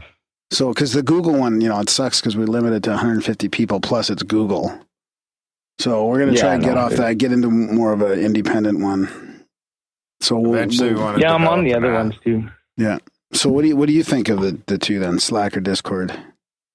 It's kind of hard to do that stuff when you're driving. I'll have to look into it here when I'm home. But yeah, so far it works pretty good. Except the Slacker one, I noticed that if you're listening to a podcast, every time the notification comes on, it mutes your podcast a bit.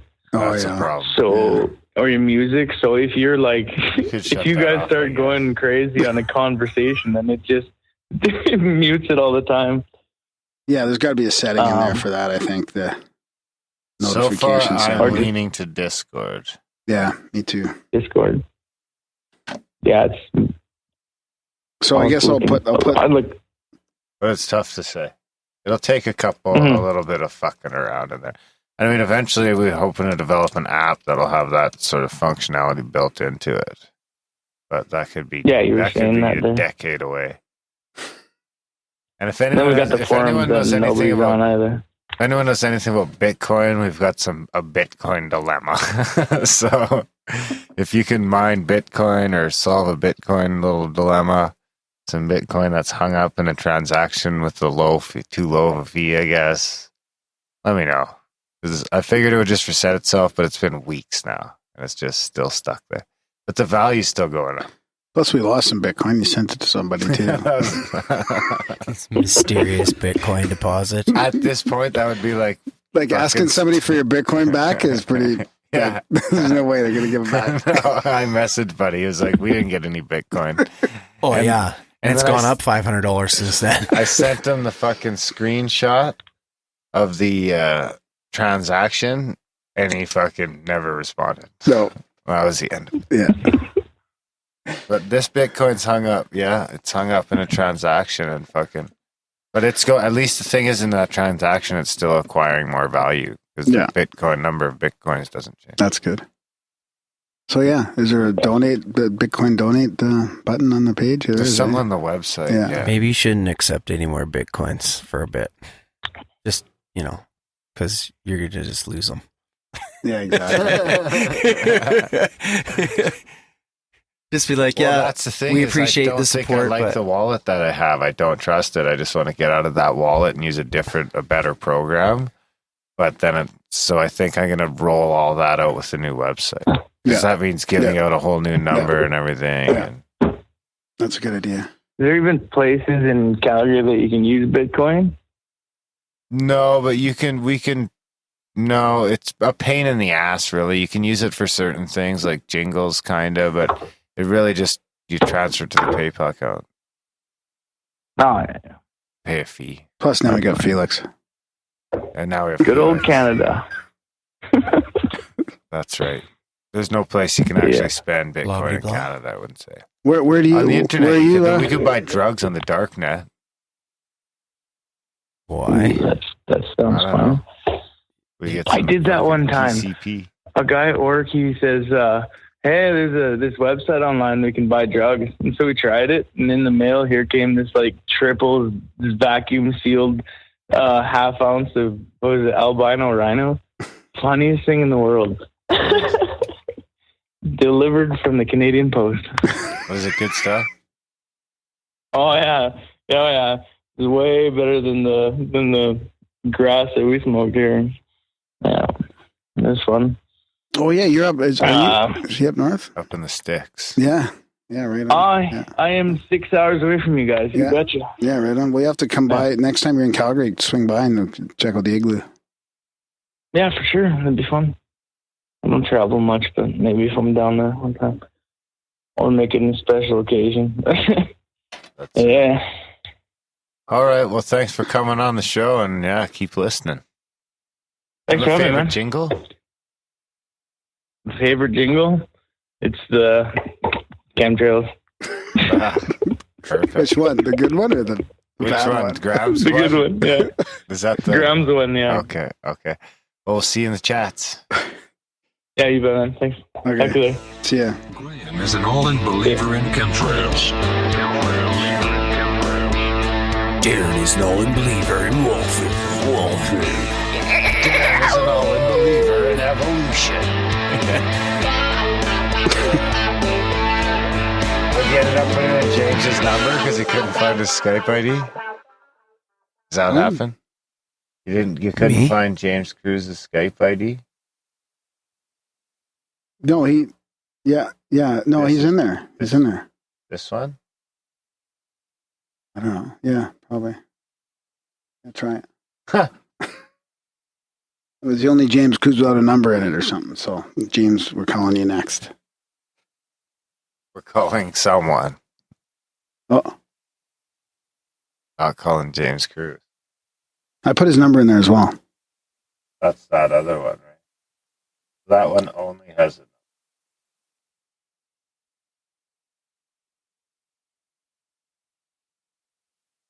So I do have another UFO quote. If you haven't added it. You have another UFO quote? No, it's too late. We're calling him. Oh, I forgot I have some messages we could play too. People have some messages. Save that for after. After what? After the show. How's it going, James? Just working on my calves.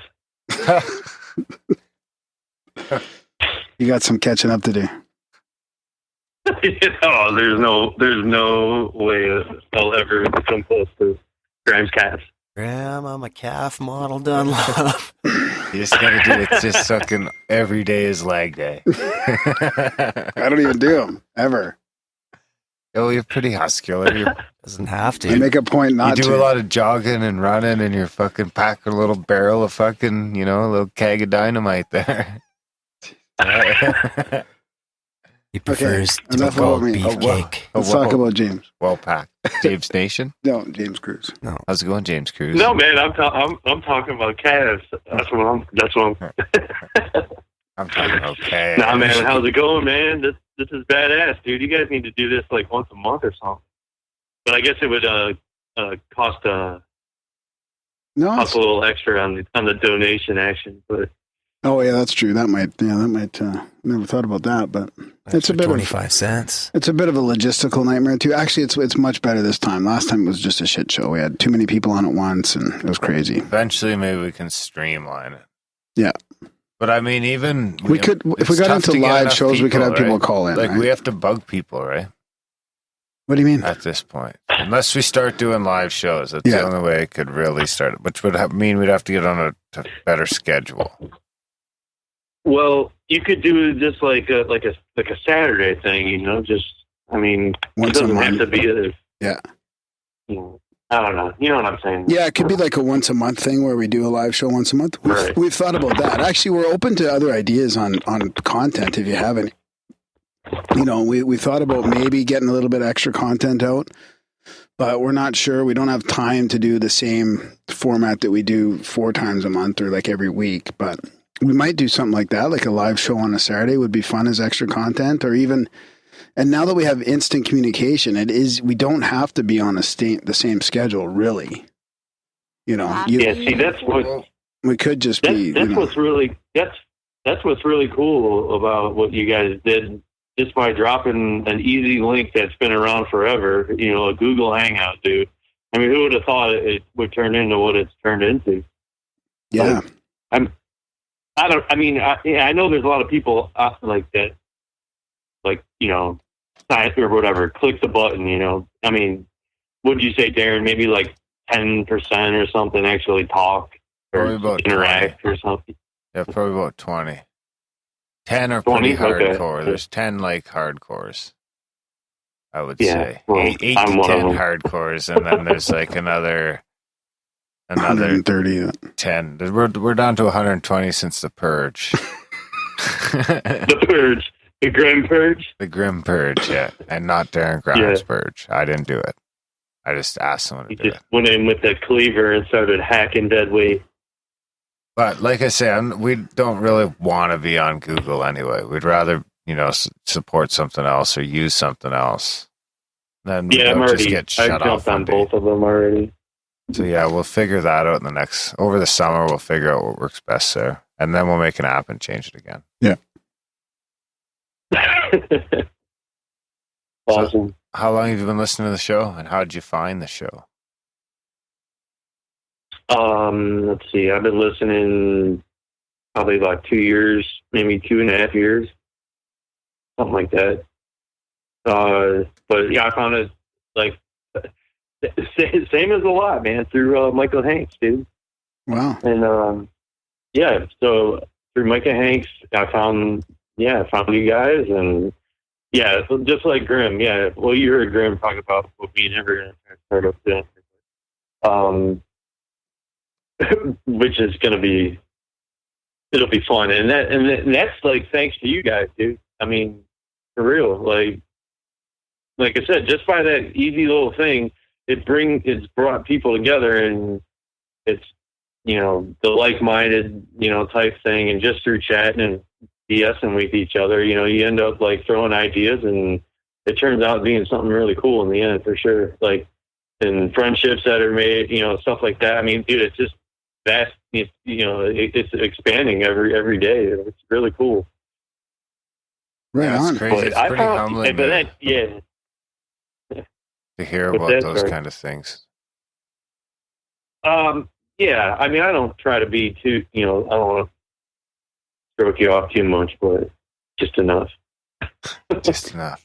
No, but we never thought it would end up being something like this, right? crazy. I mean, we wanted to have interesting conversations and all, but to know that that we've made a difference is pretty cool. Well, okay, so I'll give you like a story here.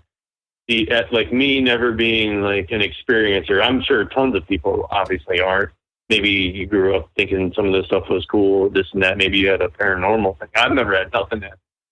So I was always searching like for something. I used to be like a hardcore like fader guy or whatever, you know, Jimmy Church show. I was on there forever, you know. And then I think that's how I heard of Micah Hanks. I'm Micah Hanks. Adam Loyal, you know, like all that stuff. So and the list goes on now. And anyway, so you guys had as I was binge listening, you know, I came across the Electric Universe thing, dude, with like Walt Thornhill and all them, man. And when I heard that, man, it like stuck with me like a ton of bricks, or whatever, you know, just like glue, dude. And then, like, it's the only thing, because I kind of in the Micah Hanks kind of side of like the skeptical side of things. So it's like that, you know, like I said, nothing's ever happened to me. I've never seen anything. Give me Project Bluebeam or whatever, dude. You know, fake it, dude. Do something. You know, like there's nothing out there for I've never seen nothing. So I'm started researching that material, and it grabbed me, man. And I like I feel like I found my thing. You know, like that makes sense to me, and I was able to spin off of that, and then just recently, you guys had a guy on that was kind of like I'd say maybe like three or four episodes ago. It kind of talking about same type of stuff, but yeah, man, you guys are badass, dude, and I thank you a lot, man. It's been really fun listening, and keep up the good work, dude. Yeah. Thanks, man. Yeah. When are you guys going to start your podcast? I don't know. I mean, I want to get Grim just picked up a mic, you know, and I'm going to get one soon. Yeah, I'm married with children, but we'll figure it out, man. It'll be soon. He lives actually pretty close. I mean, I think we have some pretty cool ideas. I don't know if it's going to be like, I don't know if we can come close to what you guys, because you guys have built up I mean, it might take time, but like a badass, like, you know, you're able to get these guests and stuff. I don't know if I could do that yet, or if we would be able to do something like that. It's more, I think I'm thinking more of like a Friendston, you know, along those lines, and then maybe it'll turn into something like that. But what's is cool about like this hive-mindedness type thing we're doing with the chats and stuff is like maybe we can just, you know, bring somebody on from there, you know, just have fun with it. You know? See what happens. Yeah, that's great. Yeah. That's great. So is there anybody that you'd think that we should have on that you've thought about, that you haven't emailed in about or something that we should think about? Oh, okay. I know that you guys have just started getting back into that the paranormal aspect, like ghosts and stuff. Mm-hmm. Like, I know you went over, I don't know if there was one just a little bit ago, but anyway, I don't know if you guys have heard Strange LA. Yeah. Weird LA. Yeah. Bizarre LA. Okay. But you ever heard of David Omen? David Omen? I swear I remember trying to track that name down way back in the day. I don't know. Oh, dude. I talked to this guy once. I actually did a podcast with a buddy that does it. Well, a guy that I met through podcasts, but yeah, on the Electric Universe. He let me do a show on it. It was pretty badass. But the night before I called in and that David Omen was on, and it sounds like the scariest freaking place ever. And it's in California. And you know, the Omen house, like this from the story, I don't know if you guys are familiar with that or not. No.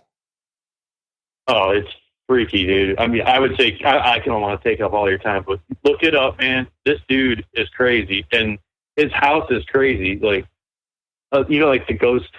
You know, I don't know. I hate the names, but the ghost hunter dude with the sunglasses. You know, always dressed in black. Zach like Baggins. Yeah, Zach Baggins. Yeah, Baggins, Bilbo Baggins. So he says like he went into his house and became like possessed and stuff. I mean, it was crazy, dude. Like this got some awesome stories.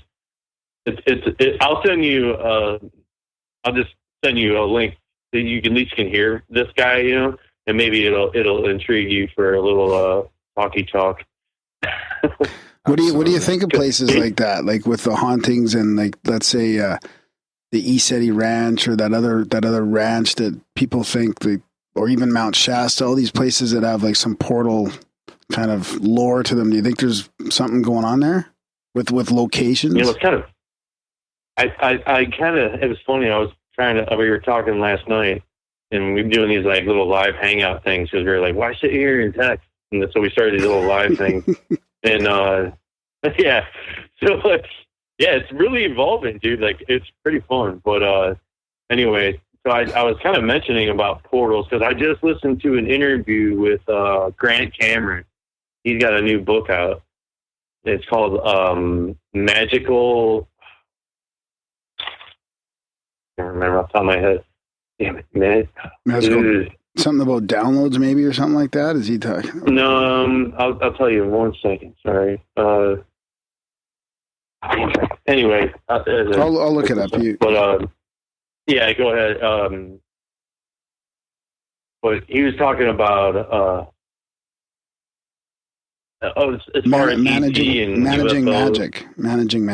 There it is. Yeah, the government's and UFO disclosure plan. Yeah.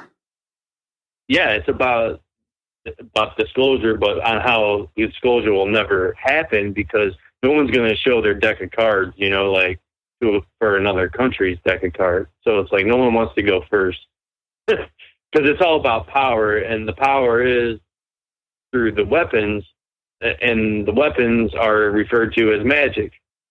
And as far as the magic it gets even deeper to portals, because if you want to go to like a nuts and bolts type craft or whatever, they basically don't exist because they're not going to fly like 10 million light years, you know.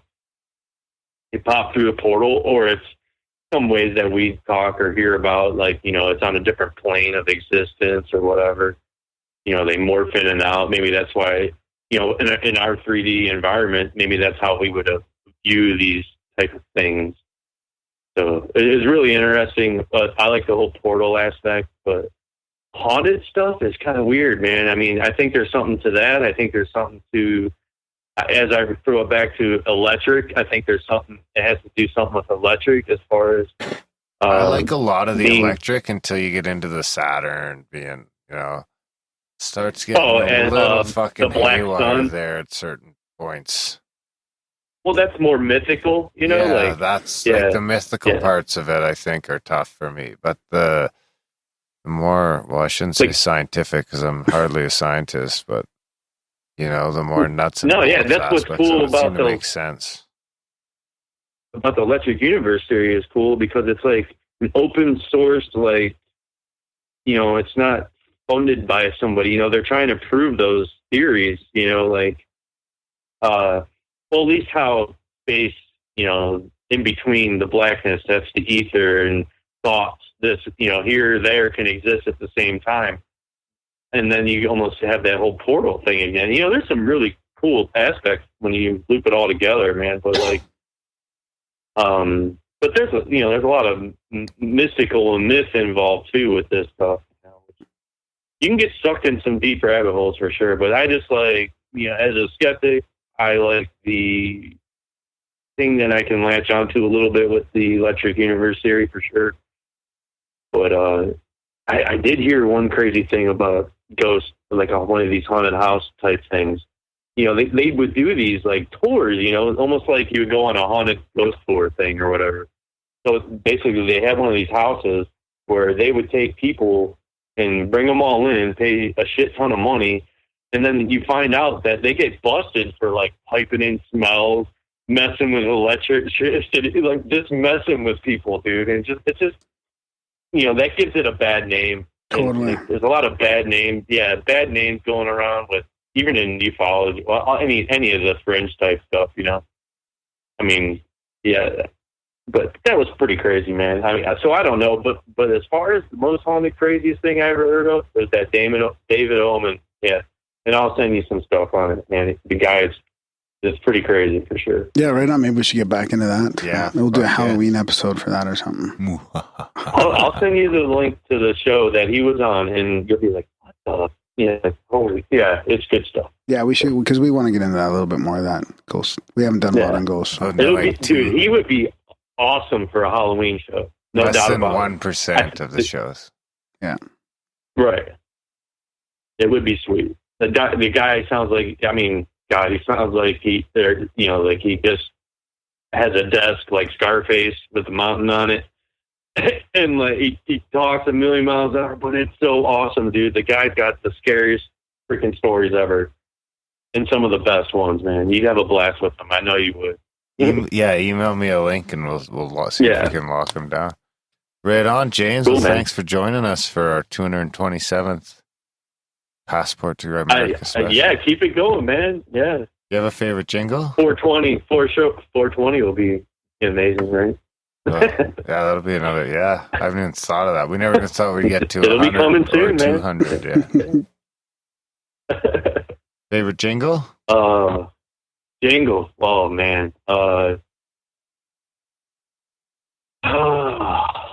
gonna go Graham's biohack. Oh, nice. Right on. I gotta get the coffee and the butter, dude. There you go. I'll see you in the chats. Yeah, we'll add a new jingle when I start the coffee enemas. So. Sweet. Biohacks. Grams. Biohacks. Put butter in your coffee. Say what? Put butter in your coffee. Say what? Put butter in your coffee.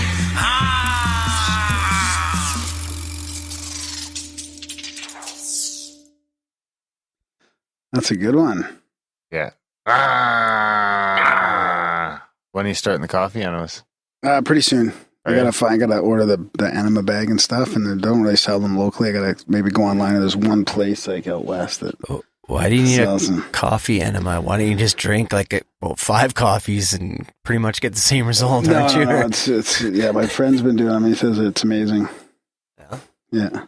Just wired.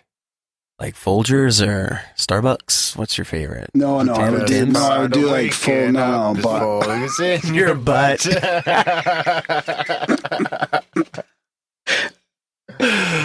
Olive oil is There's a not new answer. jingle there for Grams. I'm making that one while he's on his coffee enema. Next one. Yeah. So no, Is it's that me? I would do Are you texting me? yeah, to line it up. I would do the obviously the mold free, like Starbucks I don't think is very healthy. A lot of these biohackers aren't even drinking Starbucks. They're So sticking Starbucks in their ass? no, they're not. Like it's too moldy. So it'd be like the bulletproof ones that are already like proven to not have the mold. I've been drinking organic, fair trade. One fucking tree is planted for every bag I buy. Really? Yeah, I've been trying the different ones like that too. Where do you get that from? Costco. And you believe it's like fair trade organic from Costco? There's a whole pallet. Exactly. Well, how do you think they ship them? One at a time?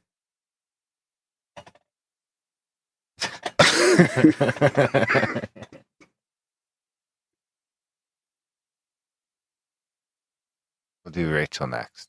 Okay. Hello. Ahoy. Hola. Is that in there? What's going on? Somebody talk. Somebody talk. Is that Adam calling? Yeah, it's Adam trying to Maybe call. it's his cat. Or maybe he's muted right now. I don't know. We'll try in a while, Adam. Yeah. We're going to go on to the next one. Yeah. What's going on? Send it. He's a fellow podcaster, but he's on mute. We talked to Rachel before? No. I've read her emails before on the air. Flat Earther? No. Hello. Hi, Rachel. Hi, Graham. Hi, Darren. Happy birthday. Thanks. Welcome to the show. Oh, thanks so much. Yeah, Happy to be here. Yeah, your audio sounds really good. Well, this isn't your first podcast, is it? It's my second, Nice. actually. I was a guest on a podcast called Wait, What If? Oh, nice. What if what? Yeah. Well, I guess it depends on, who was the guest. But, for me, I guess I can kind of tell you guys, I kind of want to talk about something a little different than your other guests tonight. Sure. So kind of want to tell you guys about how I went from being a hardcore atheist, the obnoxious type, to, like I knew it all, you know what I mean? To where I'm pretty sure that consciousness survives bodily death. That's fantastic. Yeah, I love those that path. Yeah. But for me, unfortunately, it came about due to the sudden death of my husband. 4 years ago, I had just gone out to get groceries, like I'd done so many Saturdays before that. And while I was away, my husband, Glenn, had a massive brain aneurysm.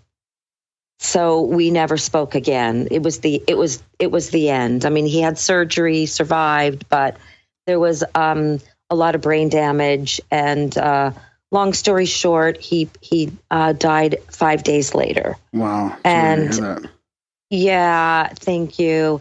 And at the time, before he died, I was, like I said, I was an atheist. I thought I knew it all. But then once he died, I started to question that, because I thought, how could it's so unfair that someone in the prime of life could just, in the middle of, their hopes and dreams all coming true and just finally making it, all of a sudden, boom, you're dead. So I just kind of started to do research. And, some of it was actually you guys listening to podcasts such as yours. And it's like 4 years later that I've now started a foundation called Connections of Hope, where I want to help other people who have been left behind. And that's kind of the story. So I remember reading your synchronicity on the show a little bit. You were at a conference, and your the truck your husband used to drive was in the parking lot. Like, it was pretty profound for you. Was there any other stories like that? Do you remember where there was a sign from him that sort of propelled you a little further on this? Well, actually, Graham, there was one before he died, while he was in coma at the hospital. Glenn grew up in New York, Long Island, a Jewish family, secular Jews, but still nevertheless the traditions, Mm-hmm. And he had this favorite bakery that they would always go to and get these cookies that he loved. And it was a one-of-a-kind little bakery in the small town in Rockville Center, Long Island. And on Passover in particular, they would get these particular type of cookies. Well, when Glenn was in the hospital on Passover morning, it just happened to be. And like I said, he wasn't religious, but it was more the tradition of the background of the family, whatever. So that was the morning that I was going to get the news about his MRI. And that's when I found out the severity of the brain bleed. So I had to leave the room when the nurses did their shift change between 7 and 8 a.m. And that's after that was when the doctors were going to come around and give me the news. So I went downstairs, got a coffee, a bagel, whatever, came back upstairs. It wasn't quite 8 yet. And so I kind of took a seat to, eat my bagel. And I looked over and there was a package of cookies. And it was the exact cookies that Glenn told me about from the same bakery in Long Island. Wow. And yeah, and I took them, of course, and I took a picture and texted them to his sisters, and they confirmed it's the same bakery. I called the bakery, and I said, do you sell this stuff online? Do you mail order? And they're like, no. They thought I was crazy. And where were you guys located again? Los Angeles. Wow. Yeah, UCLA Hospital. So, and it also was Passover, and it was the exact same cookies, the same bakery. Wow, so that was kind of the first clue. But you know what, you guys, believe it or not, my first step out of atheism was watching Richard Dawkins' TED Talk. The father of all atheism. I was waiting for white papers, peer reviews, everything. And all he did was make fun of dogmatic religion. And so therefore, when you die, you're dead. I just felt it made no sense. It was like he was throwing the baby out with the bathwater. And then I started researching on Google. Well, clearly science has it all figured out. It's atheism, conscious, mind equals brain, and find in researching that no, actually science doesn't have it figured out. And they don't know where consciousness comes from. And they say it's a big mystery. But yet, if it's a big mystery, isn't that like all woo-woo, that materialist scientists are all against?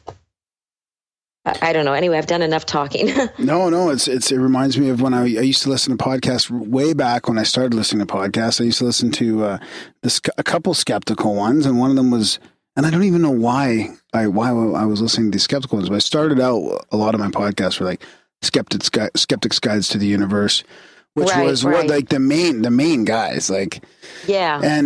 And I listened to quite a few of them, and I was into a lot of the stuff they were talking about, but then it just got to be too ridiculous, they were just too, when they couldn't explain something or whatever, it's just too much ridicule, and it was too dogmatic for me, and then I just sort of ended up switching gears into all this. But I mean, I was also, into spiritual stuff. Not really, because I was into spiritual stuff at the time as well, but I was still listening to all this science and skeptical stuff. But then of course, I went down a bunch of rabbit holes and then ended up here. Right. No, I agree. It's like same here, but I just kind of took my step out of atheism with the atheists. Yeah, that's really interesting. Yeah, I just didn't they just didn't have a foundation. So what do you want to talk a little bit more about your step into creating this foundation of hope and stuff? Well, yeah, I mean, not yet, but I am on Twitter, Connections Hope. So I just started it a couple months ago, and I have almost 700 followers, which is not that much, but I've had people from all over the world reach out to me that have had loss. I mean, this guy in Russia lost his mother, his father, and his children within 2 years. And that's not my experience. So I just want to help these people. And also on Facebook, it's going to be Connections of Hope, nice. Which I have it ready. You guys, I'm trying to being very thoughtful and very thoughtful in how I put everything out there. Intentional. Because I want to stay on message and just be very thoughtful and more into quality instead of quantity. But, right now it's Twitter, Connections Hope. Then I will be Facebook within the next 2 weeks, Connections of Hope. And then after that, I will have a website, which would be connectionsofhope.org, and take it from there. I'm writing a book, a memoir, and just that's kind of where it's going. Nice. But it's just kind of it's kind of happening much faster than I thought. Have you thought about actually trying to? I mean, this might be a little personal of a question, but have you ever tried thinking about contacting Glenn at all, through mediumship or through? Well, I've done all that, and that's another part of the book and things that I've been tweeting about. I've had all the connections. I've made it. A lot of it that brought me to it was this thing called EMDR. Yeah. With IADC, and IADC means instant after death communication. And trust me, you guys, I am not airy-fairy. I moved to Los Angeles in the late 1980s in the height of the New Age movement. And trust me, I'm not one of them. But, those people are so gullible. They believe anything. So I'm very skeptical. But, I did experience PTSD after Glenn died because, I had to do life support, everything, went to the hospital, took him off life support.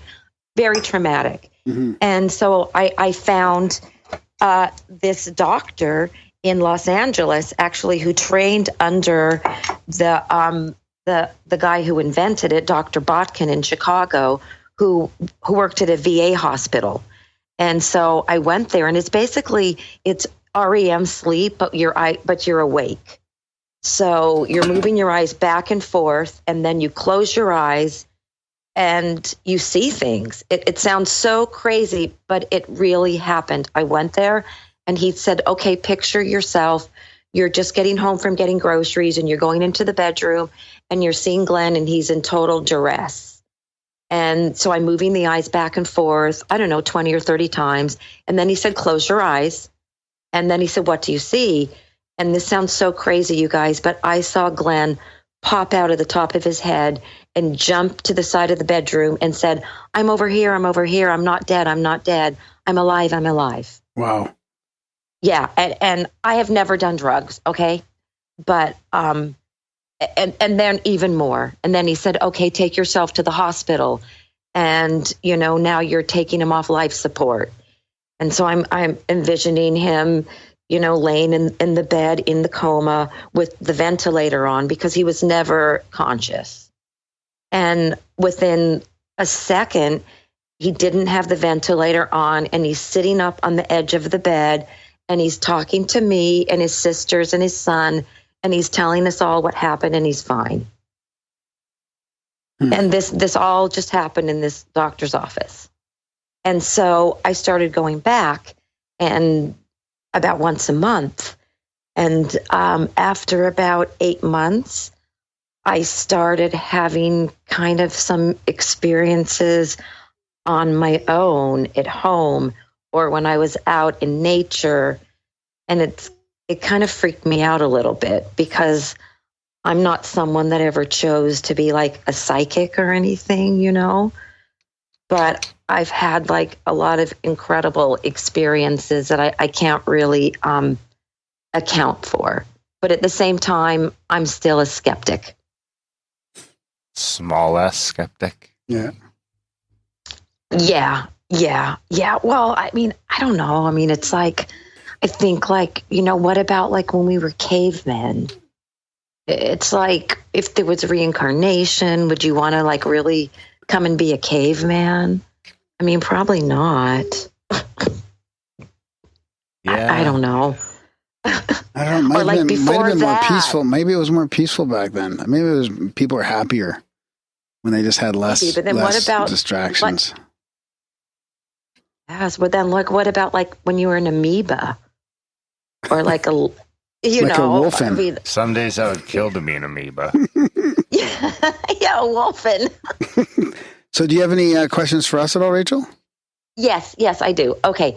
So what would you guys say, I want each of you to answer, was your defining moment where you knew that when you're dead, you're not dead? If you do think that way, whether it was a guest on the show or a defining moment in your life, or you're just an all-knowing, or maybe you don't feel that way at all. That's my question. Okay, I'll answer first because. Okay. Yeah. I think it's more of I don't have a defining moment. I think it's just a buildup of different experiences and an all-knowing. But it's not. But I'm not dogmatic about it. But I really think the evidence is. Not only do I feel that way, but I think the evidence is pointing that way as well. And I think it's just a mixture of listening to people's experiences and having my own experiences where just consciousness. I feel like it extends outside of our brain somehow, and that we're not just dead when we die. What do you think, Darren? Nice. I'm still not sure. Yeah, pretty convinced. Yeah. A collection of psychedelic experiences. Is that what it was, or was it your kids' past lives experiences? Like between dealing with life and death and eating mushrooms and such. Was it that trip report that you almost were going to die that we haven't heard about yet on the show? No, not that one. Other one. Yeah, I couldn't pinpoint it. It was a slow transgression, I would say. But 10 years ago, I was an atheist. You were? Yeah. So what got you out of being an atheist? I'm like looking for more evidence. I don't think there is a ton of evidence. You just have to look at the lack of evidence in the other direction. Yeah. Right. Yeah, which I do. Yeah, exactly. Huh. Right on. All right, cool. Thanks, guys. Yeah, it was so good. Thanks for telling your story, and it's an important one. You and Darren have both traveled from atheism to some sort of believer. Yeah, I think so. Thank you. Thanks so much, guys. I love your show. I stumbled upon it on, I think, Twitter. I found it on Twitter. Oh, that's right. We meant to ask you that. Yeah, Twitter. Yeah, it was an interesting subject, and I can't even remember what it was, but I fell in love with the banter in the beginning. Oh, right. And then I like, and then I liked the the chat. Okay, good. So keep up the good work, guys. Thanks, Rachel. Yeah, thanks. Keep in touch. Do you have a favorite jingle? Okay. I don't know. You pick. All right. Oh, no. I'm not going to play that one. I won't play that one. Thanks, Rachel. Bingo, bango, social media jingle. Don't forget to rate, comment, and or subscribe to the Grimerica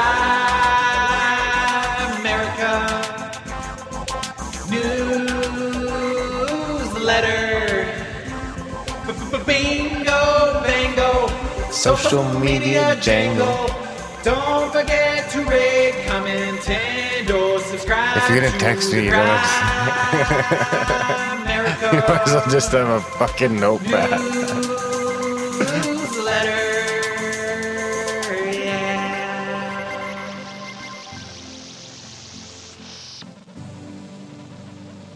Is he there this time? Hello, Adam? What's going on with Adam? We're trying to get Adam on again. He's the only one we're having problems with, and he's a fellow podcaster. Hello, Adam. Wah, wah, wah. I got rid of the sad trombone. Oh, Graham's going to go for a pee. So you have until Graham gets back from his pee to figure out your audio. Adam. Maybe I could play. What's wrong? You do like the train? Do you have the train jingle? No, I got rid of that one. Hey Siri, play a sad trombone sound. Now there's no way fucking what's happening. Looking for sad trombone sound. Did play it. Did it play the trombone sound? Yeah. No way, do it again. Wow. Wait, let me try. For once, Siri did something good. Hey Siri, play a sad trombone sound. Sorry, I couldn't find sad trombone in your music.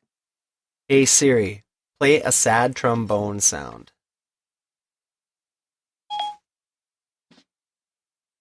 Your guy isn't as good, Darren. Hey Siri, play a sad trombone sound. A sad one? Sad. I couldn't find a sad trombone. You have to have Apple Music. He's not good. You are fucking useless. You have to have Apple Music. Was that what it is? Try harder. Hey, iPhones' lives matter. Come on. No. Don't yell at your phone. I'm so going to much. switch him to the fucking Australian guy. Actually, yell Because at I'm sick of the fucking British guy. I'm sick of him. I got. Hey, don't get the UK posse on you, man. Sorry, UK posse. My phone has an attitude since he became British. I've noticed it developing. What do you think the Australian guy will be like? You like some Tim Tams, Darren? Do you think I could download more? I think I'd like an Irish guy. That come off as weird. What's his last name? What's it start with? Mick. Do. Mick. Yeah.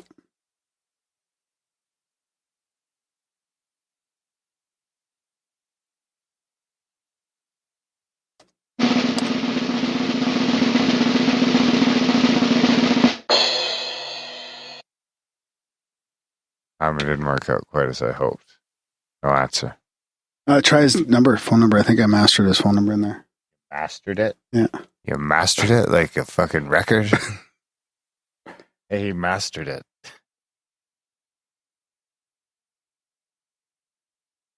Oh, nothing. It's okay, you mastered it. I didn't know you were talking to me. I was thinking about something. Of course.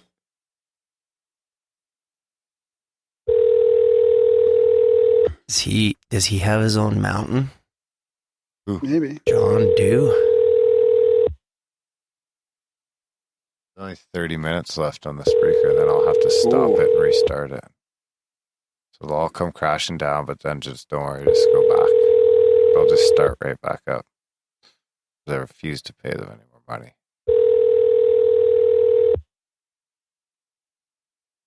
You've reached the voicemail box of John Doe. Leave me a message and I'll get back to you as soon as I can. After you leave a Should we message, leave him a funny? We should record a message on it. It'll be like on the podcast. Yeah, would have been good, but it's too late now. He could have listened back to his message on the podcast. I got some voicemails I can play in the intro. I got one ready to go. Happy 4th birthday, Grimerica.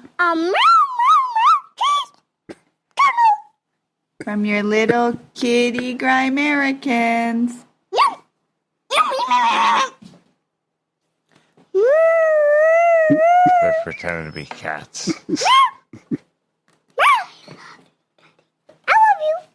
Oh, I think I heard a little "I love you" in there. Yeah, oh, cute that's kids. my wife and kids. Yep. Love you guys. Finally. Last chance, motherfucker. Hey, you got me. I can finally hear you. I've been having audio problems and fixed itself on the second reboot. So, oof. That's okay. How you guys doing tonight? Oh, Graham's still peeing in the snow? Oh, he's back. Go Bango. There's no snow here now. He's playing. No? It's not winter all year round here. Just about. Most of the year. Graham's got his shorts on, calves out, full effect. Rock out with your calf out. This is his fucking, you know. Just about spit grape drink all over the place. I've always wondered why Graham always wants to wear shorts so much. And I think I fucking figured it out. He's like, any excuse to show off these fucking calves. It's kind of like when a girl gets fake breasts, you know, and she wants to show them off. That's Graham with his calves. I could just Graham, picture him do you have calf implants? at the cash register? I've been accused. Standing on his tippy toes. I've been accused of it. So is that how you got your current girlfriend? You flex those calves in front of her? He walks on his hands in front of all of his girlfriends. Chica my calf. I was in a golf tournament. I had to tee off in front of like 170 drunk guys. And they started heckling me about my calves. Look at those daddy calves. He's got implants. It was pretty embarrassing. I was sober too. They're quite spectacular. 170 drunk guys. I think we should actually do a calf photo shoot for Grimerica calendar or whatever. Graham and his calves. So instead of firefighters, we just have Graham's calves on every month? Just different angles. Well, like, you know, he's on the beach or he's in the hot tub but it's mostly just calf. I think we should dress his calves up as famous UFO researchers so we can have like the Greer edition, the Jacques Vallée calf. I don't think so. You can fucking meditate to him. Oh, Jesus Christ, you guys. No, just the calendar. It's good. I'm making a calf sigil. I think Grimesteak made socks with Graham's picture on the front page. And then a picture of his calf. Those weren't mine. Oh no, just one he downloaded off the internet. Oh, those weren't my calves. That's what I was telling you. Somebody was hoaxing my calves. I had my face and somebody else's calves. I wish I could figure out how to fucking do a GIF for episode art. No, we don't need to. Because the episode art is priceless for this episode. If you're not using a podcatcher that lets you see the episode art, you're really missing out. Napoleon went above and beyond. Well, check out the show notes because there's a beautiful video in there too. No, there won't be. No, not putting the sexy video in. I doubt it. Something tells me that's not going to make the cut. Show notes have to be done by tonight. I'm going to be very minimal this episode. That's right. I leave town in less than 48 hours. Nice. 36 hours. So, how'd you find the show, Adam? Have we asked you that already? People forgot, I'm sure. Oh, I found you guys at Paradigm Symposium. So I met you in person without ever listening to the show.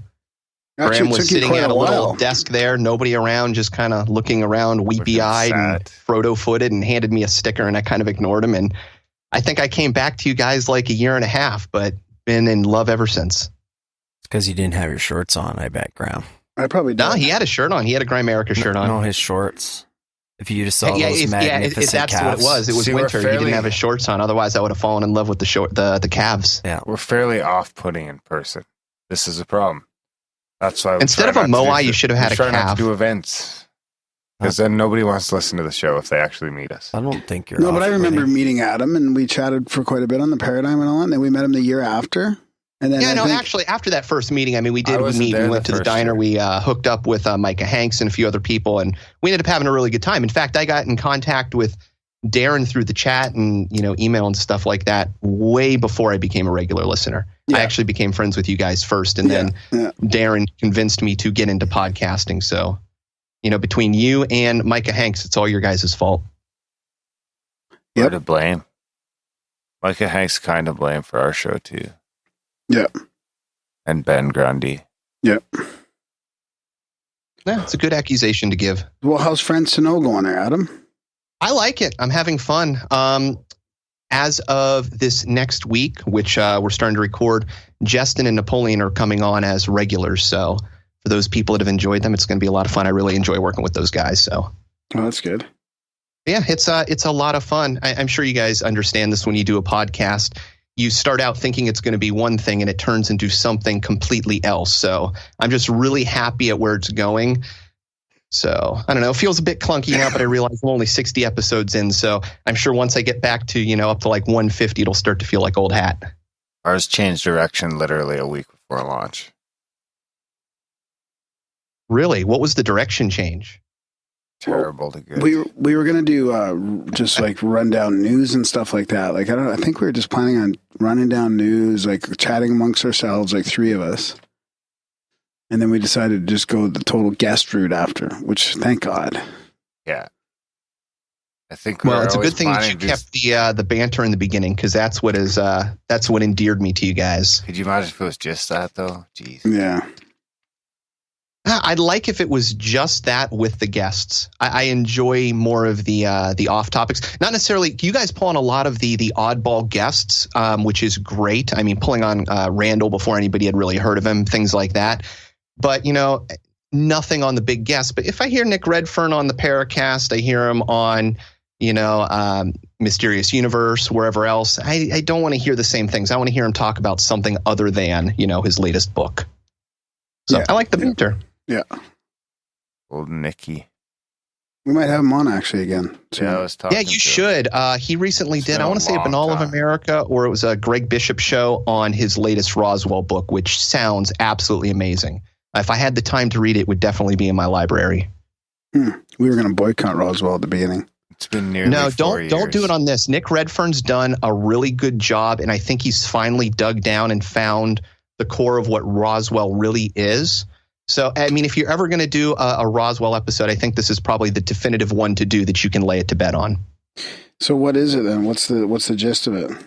I don't want to ruin the nutshell, but essentially it involves balloons and What's a nutshell? He has an alternative theory to Roswell. In this new bombshell, the nutshell? Instead of laying out all the details, here's just a little clump. So essentially it's balloons and Japanese people and secret American programs during World War II, in which we had some crashes, some landings of Japanese and Americans. And part of that is that we were using apparently prisoners and people with physical deformities. So you come across a crash site that has some Japanese people in it. You come across a crash site that has some people that are dressed in spacesuits and they're deformed. You might think it's an alien. Especially if they've been up there for a couple of years. And I'm doing it no justice. Literally a nutshell. Up where? Well, they've been up there since the war. 45. Up where? In the atmosphere. Balloon, bro. No, the idea would be that you would float through the jet stream, I think, because during World War II, there was a lot of bombs. They're floating around for a couple of years up there, just dead. They're kind of look alien-esque. Is that what's happening, though? Am I picking it up right? No. What they would do is, I think from Japan, because the jet airstream blows right over the United States, they would launch right over Roswell. Yeah, but Roswell was 2 years later. But Roswell wasn't known about then. So whenever something after Japan surrendered. No, but it was known about because it was the only nuclear, like it was the only atomic bomb installation where people were flying atomic bombs out of, right? Nuclear bomb. Goes Darren, and I haven't read the book, so the details are not crisp with me.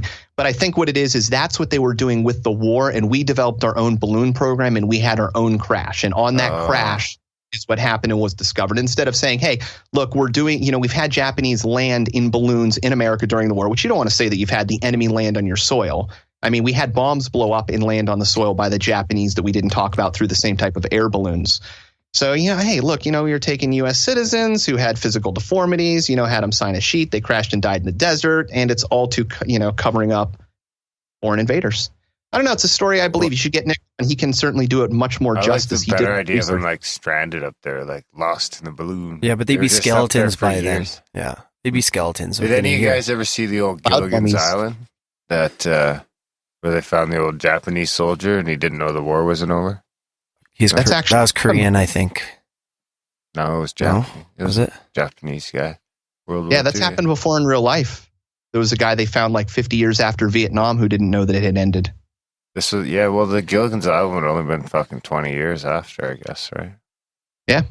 Still fresh. Why don't you get Nick on as a guest, guys? Yeah, talk to him about his new book. Yeah, we should. Yeah, before he's got another new book, because he'll have one in another 2 weeks. The guy's a machine. Yeah.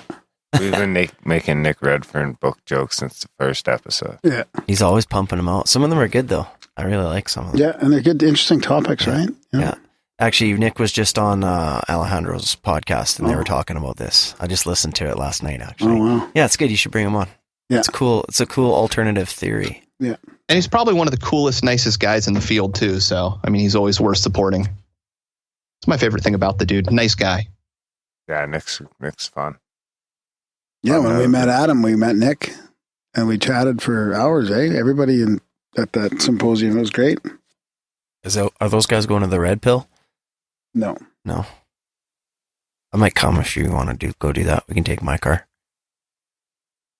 I'm probably going with my girlfriend. Oh, are you? Oh, my God. Oh, burn. Hey Siri, play the sad trombone sound.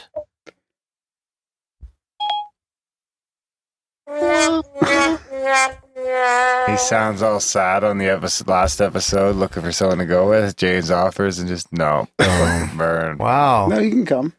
But I need you to look after the cats. That's what I Yeah, I'll take the cat. You can sit in the back. No, you take Zeus and I'll go down to the Red Pill. Hey, mail Zeus down to me. I'll take care of him. Zeus is awesome. No problem. I'll fucking bag him up. No, I'll take him. He's got to come to see Uncle James.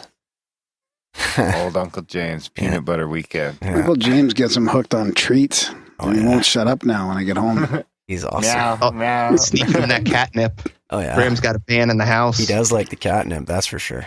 Loves that. No, he doesn't. Oh, he loves it. No. Catnip? I got a video of him loving it. Oh, yeah. Little addict. Yeah, he's a straight edge cat. You ruined him. Little weed machine.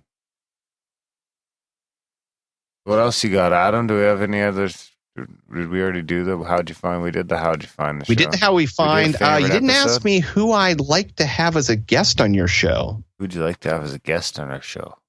Don Ecker of Dark Matters Radio.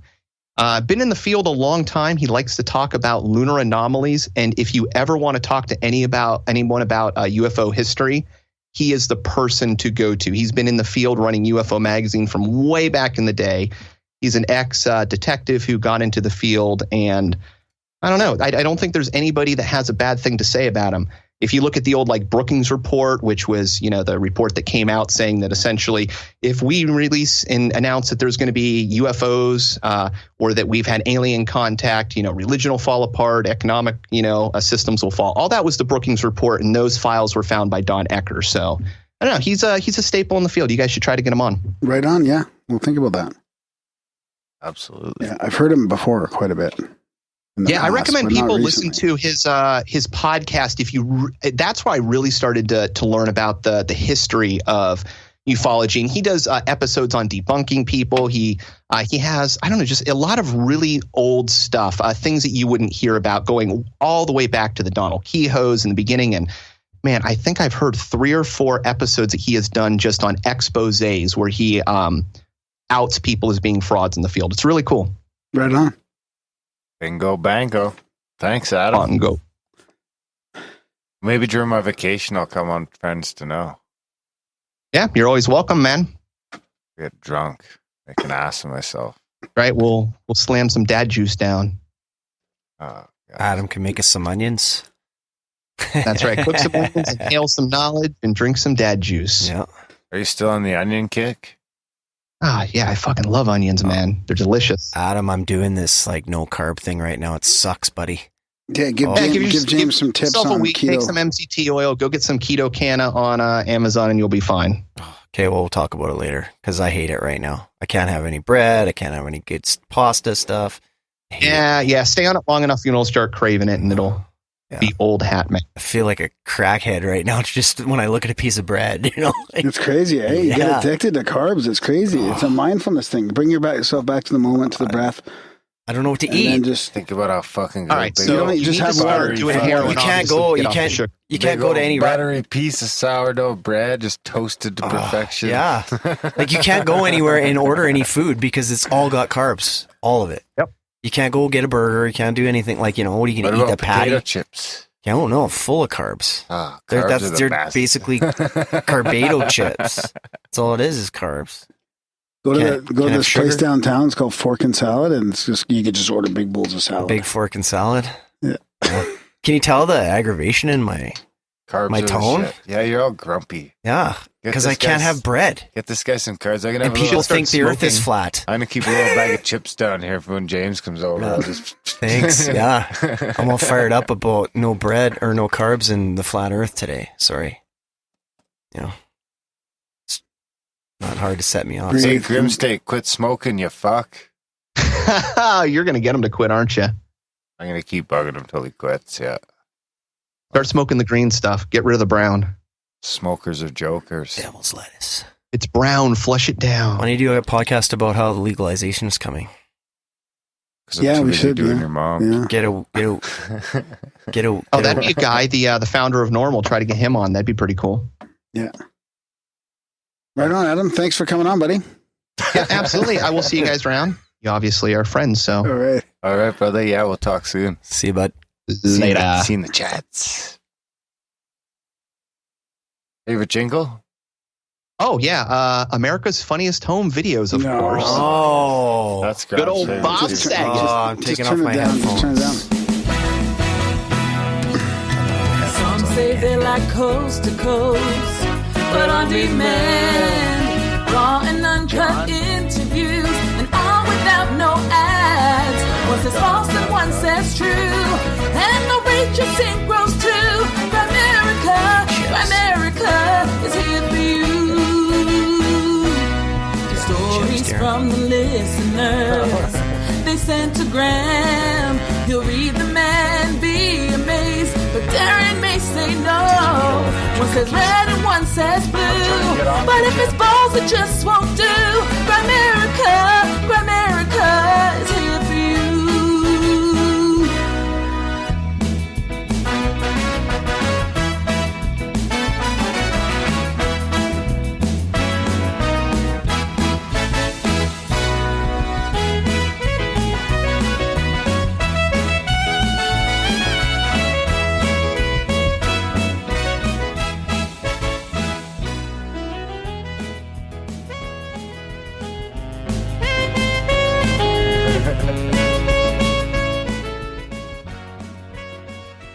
Hello? Hello? Hey, how are you? Good. Happy birthday, boys. Oh, thanks. Graham doesn't count this as a birthday. It'd be too many. Hey, I'm right up there with you, buddy. Right on.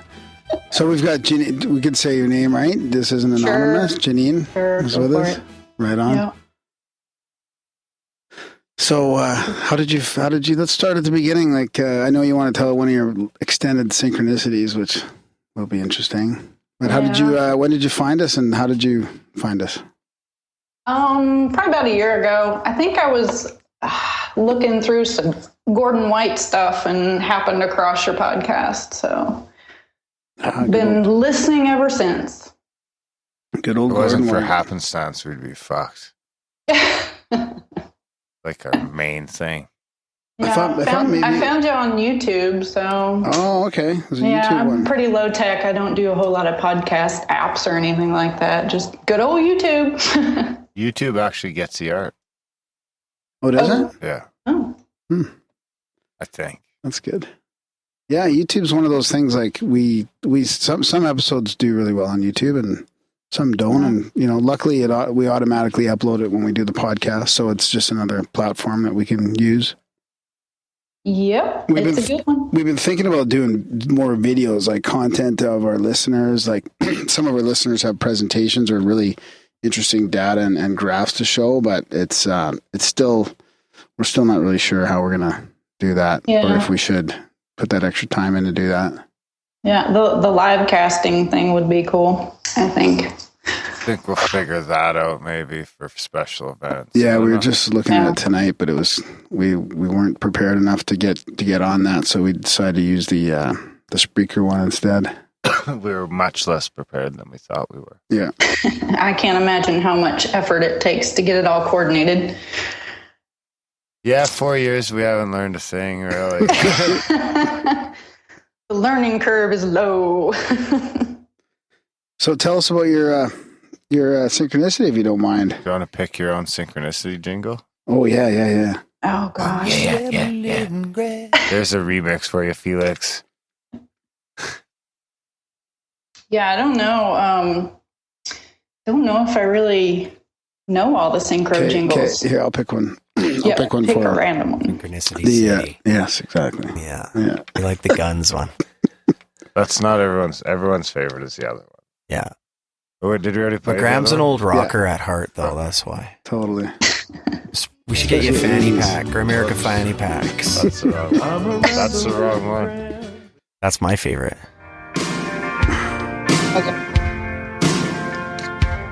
I want a good score for my synchronicity. If Graham reads it out, then Darren might give it to me. Hey, don't you please read it low. Yeah. Why don't you come and sing this with me, Graham? Come up on stage, you can rock that one out. But Monday, I got to start at karaoke first. Maybe I'll do one. Let me know when I'm coming. He's got to practice his Axel swagger. You can put on the kilt and show off your calves. Like how Axl Rose did, running around with his Doc Martens. I got to practice at the karaoke first, though, because I don't know. We'll go to Ducky's. But it's on my Face to Fear list. You can do it, buddy. You will kill it. I don't think Graham will actually get up there on stage, to be honest. Text me. He looked pretty serious right now. He looked me right in the eye, gave me the old finger point. He's like, I'm in. Yeah. Like America wants you. Gave me one of those points, but I'm not buying it. You jump out of an airplane, but you won't sing.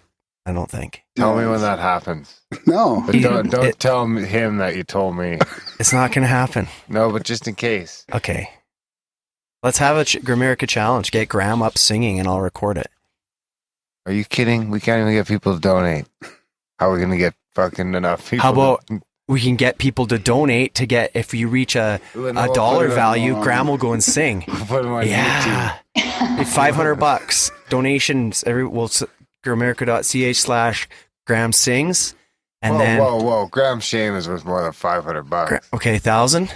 Yeah. $1,000. And then we'll get him up on stage with my band. He'll practice a song, come to rehearsal, and get up on stage, and we'll video it, and then we'll put it on the Grimerica. Oh, my God. We'll go down to the costume shop and see the classic rocker outfit. Yeah, we'll get him the red bandana. He can be Axel. You get him to do Paradise City. I'm not going to do the dancing and stuff. We'll get some dancers for you. Yeah. It'll be great. No, don't blow your budget. He just has to come and sing.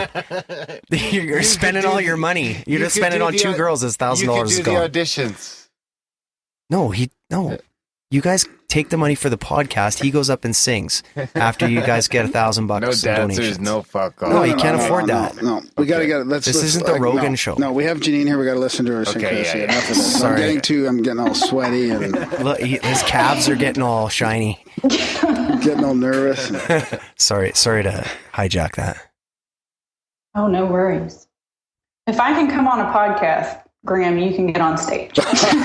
No, thanks. Maybe one day. I do want to face my fear in that. I know I have an irrational fear about it, so. Yeah. He still thinks there's only 20 people that listen to the podcast. Yeah, well, things change, don't they? Yeah. We'll I get mean, him that's soon. part of the reason I'm really nervous, actually. It's kind of crazy how nervous I am. That's Graham's fault. See, you It's made really her not. nervous. But yeah, synchros. That's kind of why I'm here. So yeah. Fire away. What do you got? Fire away. It's really kind of woo-woo and goes way back. So that's okay. Strap in. All right. Okay. Y'all ready for some crazy? Yep.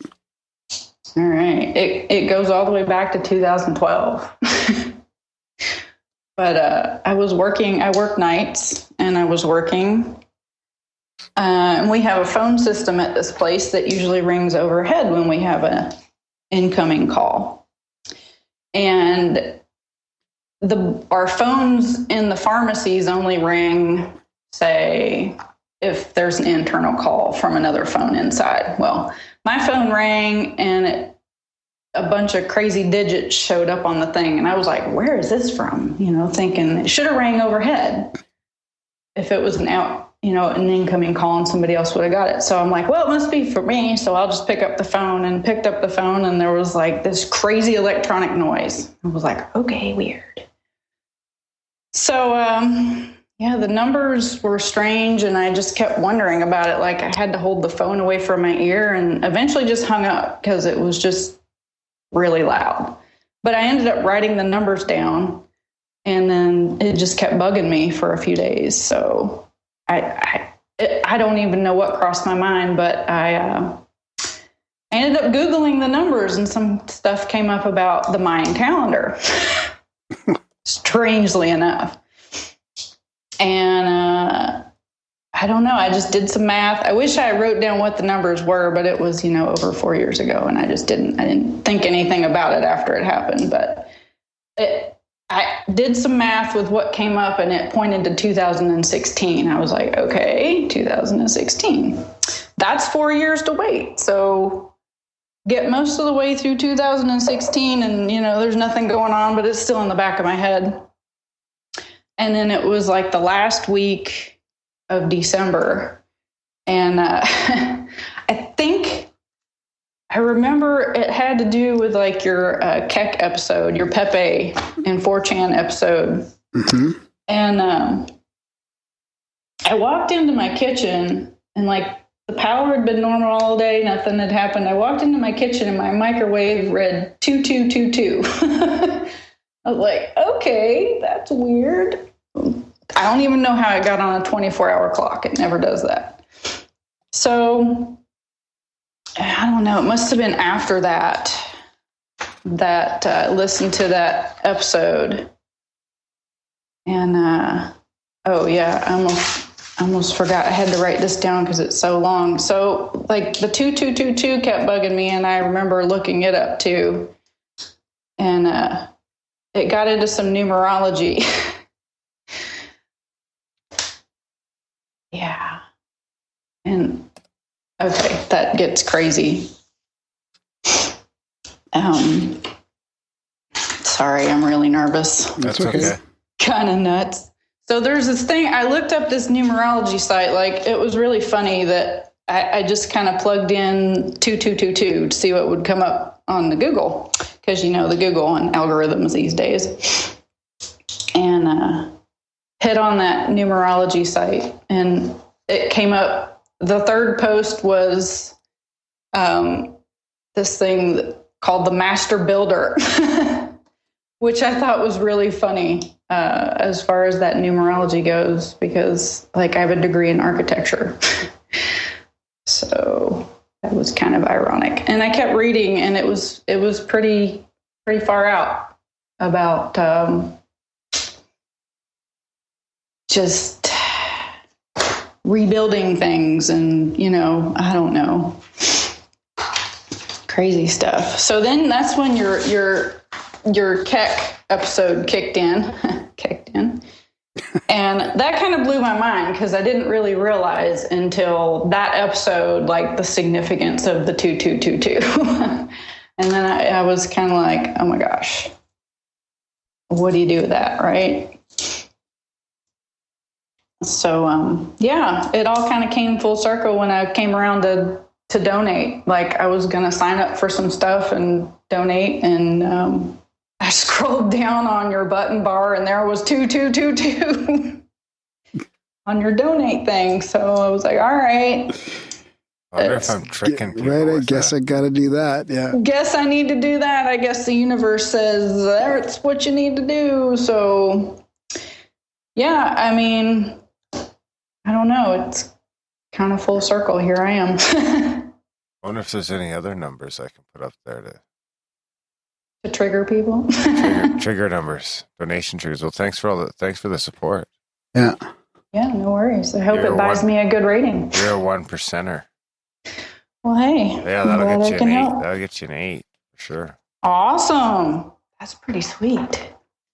So it's kind of a very disjointed story. It's kind of long and drawn out, but the fact that I've been having crazy, like the whole days and weeks after December, stuff has just been like nonstop for me. It's really strange, like starting to, meditate more and get clearer on things. And like, I'm finding things easier. I'm led to things more. I'm starting to like see things that happen. Like I get visual images of things. And then like a week or 2 weeks later, like that thing actually pops up in my field. I'm just like, whoa. So I'm kind of wondering if anybody else is experiencing this, if it's like a ionic super wave from this kind of thing. Anybody else tuning in and turning psychic, or am I just kind of like making this shit up? No, I think it's happening. I think things are shifting for sure. Or precog. Yeah, I mean, that would be pretty cool. Nothing weird has ever happened to me in my life. It's just, I don't know, stuff's starting to roll. Yeah, that's good. I mean, I always wonder if there's something that people like, because you're tuning in more and you're focusing more, maybe stuff is happening easier. Yeah, and I've started eating better and like trying to detox, like get real, clean out, and I think you notice see if that helps tune. You notice that more once your mind starts to kind of relax and slow down when you're not as busy or you're not as distracted, You start to tune into those things more. I agree. I mean, I was for the first, 15 years after college, always focused on a career, and then had some interesting things happen that in retrospect, it was like pushed me in a different direction. And now I think it was kind of intentional, but I've found a really great job where it's very low key and pretty much can spend my hours at work researching stuff and digging. So it's like digging all day and digging all night. And that's definitely what they don't want you to do. They want to keep you busy, and, the proverbial they want you to not focus on anything else but the grind. Yeah. So. Is it you that has that daily record of your sky at sunset? Yeah. So on Instagram you have the Fires in the Sky account, right? Yeah, that's me. And you take pictures of your night sky at sunset all the time. It's pretty cool. Like the pink one there, the pink and blue at the top. Yeah. Well, thanks. I try and be objective. I mean, some people do nothing but just, photograph the bad stuff and keep it in your face. It's like, I just want a real true record of what's happening, just so I can go back and look and see if it's getting better or getting worse. That kind of thing. And just for posterity's sake, I guess. Graham's focusing on all the chemtrails on those pictures now. Chemtrail. Yeah. He's like, yep, chemtrail, not chemtrail, There's not a lot. I mean, I started last year just because it was undeniable. And it's like, this has never been this bad. And I'm like, I'm just going to start doing this. So. Yeah, that's the thing. I think that's how we change stuff is, start pointing at stuff and say, this isn't right. This isn't right. And start making noise. Yeah. So do you have any people now that you're doing a different job and you're digging in, do you have any people you would suggest we have on the show, or anybody you'd want us to? Oh man, you guys hit so many good ones in like the last 3 months. It's just, I don't know that there's anybody left. Do you have any favorite eps? Oh man, I I have to say, like, I have about 3 or 4 that are really great, but honestly, your Craig Flowers episode was pretty intense. That was that's pretty great. awesome. Ooh, that Yeah, he was really good. Like, I'm still wading through his paper. It's amazing. So Dan Winter was another one. He was fabulous. Yeah, those were 2 of my favorites back then too. And Craig would love that because Craig was really just a listener, and he had this paper and he wanted to share it. And it took us a while to finally get him on, but he's onto some serious stuff. Yeah, and the Dan Winters thing as well. I mean, I've been meaning to read his paper in a little bit more depth, especially since we've realized that. Yeah. I think he was involved in the creation of that Netflix show OA, which is really interesting. Seriously. Yeah, that was crazy. Very interesting. Yeah. Well, they got to park the truth somewhere, don't they? Yeah, and I think it was stolen off him. I mean, he's like, well, yeah, these guys from Hollywood came by or whatever, and I never heard back from him, Oh. Well, I can see where that would be true. No, am I thinking of the right guy, Darren? Dan Winters? Yeah. Probably not. Or is it Dan Davidson? Am I thinking the wrong guy? It was probably Dan Davidson. Yeah, I'm thinking the wrong guy. That sorry. Yeah.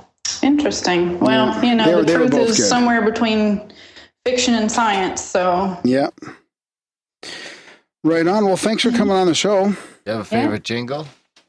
Oh, sorry to do this, Graham, but the chemtrails one is pretty good. The good chem. Well, there's that other one with Kate Bush's song mixed in and all. Nobody wants to hear that. Chemical trails. Chemical trails. I heard that guy. He got interviewed by I heard it too somewhere else. And I go, that's from our jingle. Yeah. I think it was Alejandro or did it or one of those guys. Yeah. There you go, Graham. All right. Graham is an all-in believer in chemtrails.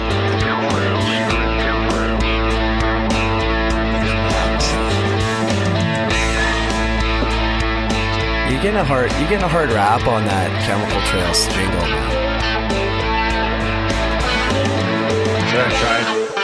That's it?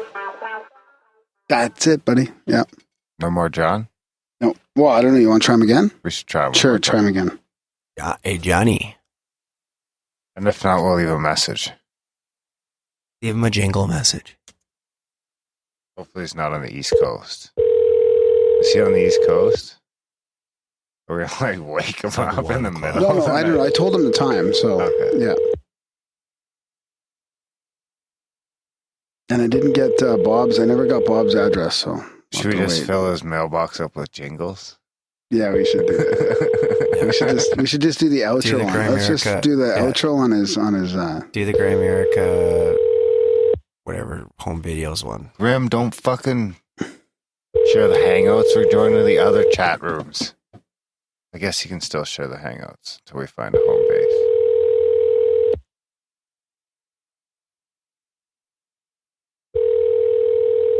Huh?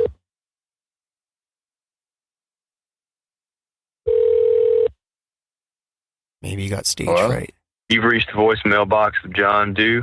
Leave me a message and I'll get back to you as soon as I can. After you leave a message, you can modify it by pressing pound. All right, let's see how long we can leave this message. Hey, John, it's the Grimerica show. We might as well just end it. End what? The show? Yeah, let's end the show right on John's message. Okay. John had some experiences to talk about meditation and psychedelic and all that, so maybe we'll have him on next time. Yeah, or you can email him in. Yeah, he can email him in too. Actually, everyone wants more passports, so I don't know. We'll figure something out. Maybe everyone wants more passports, really? Yeah, maybe. We'll see what happens after we actually release this. Yeah. See what the feedback is. I think I do have one left over that I haven't read from him yet, so to read that on the show. Yeah. Yeah. So yeah, thanks for the 4 years, buddy. It's been good. 4 years already, eh? Yeah, it's pretty crazy how long it's been. Staring at your ugly mug across the table. Yeah. You're getting shorter and balder. I'm getting fatter and balder. One common theme: everyone's getting balder. So yeah, big thanks to everyone. Check out grimerica.ca/support, guys. Seriously, the 1% or less of people that do that are the people that keep this shit going and allow us to do these live things. And oh shit.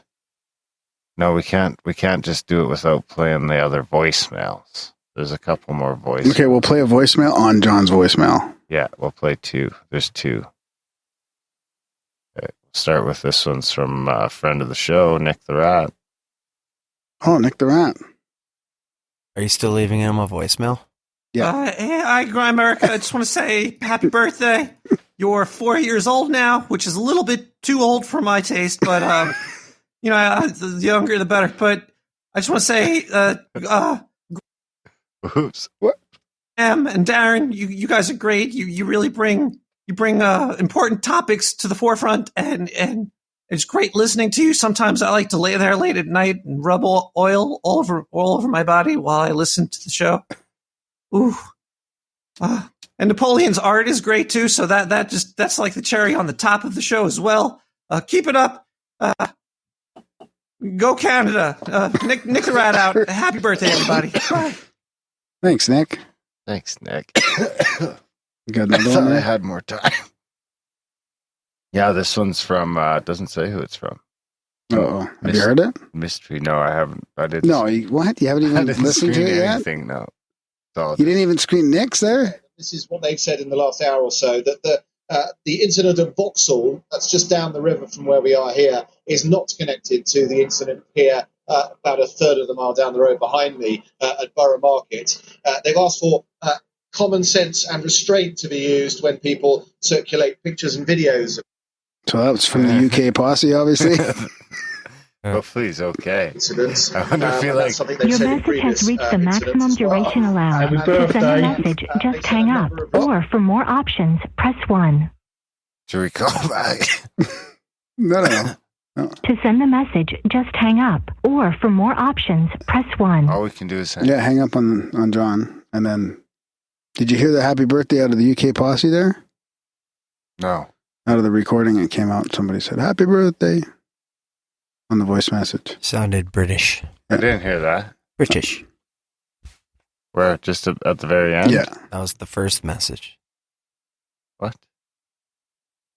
No, just at the very end. This is what they've said in the last hour or so, that about a third of them are pictures and videos of incidents, and that's something they've said in previous incidents as well. Happy birthday. They've said a number of... Thanks. That could have been Kevin. I don't know. Could have been Anyway, Kevin. there's one of the UK, one of the many. Big shout out to all the UK posse out there. Friend of the show, Gainer, the Yeah. other Graham. Yeah, the other Graham that people used to always think was you. The Graham. The Graham.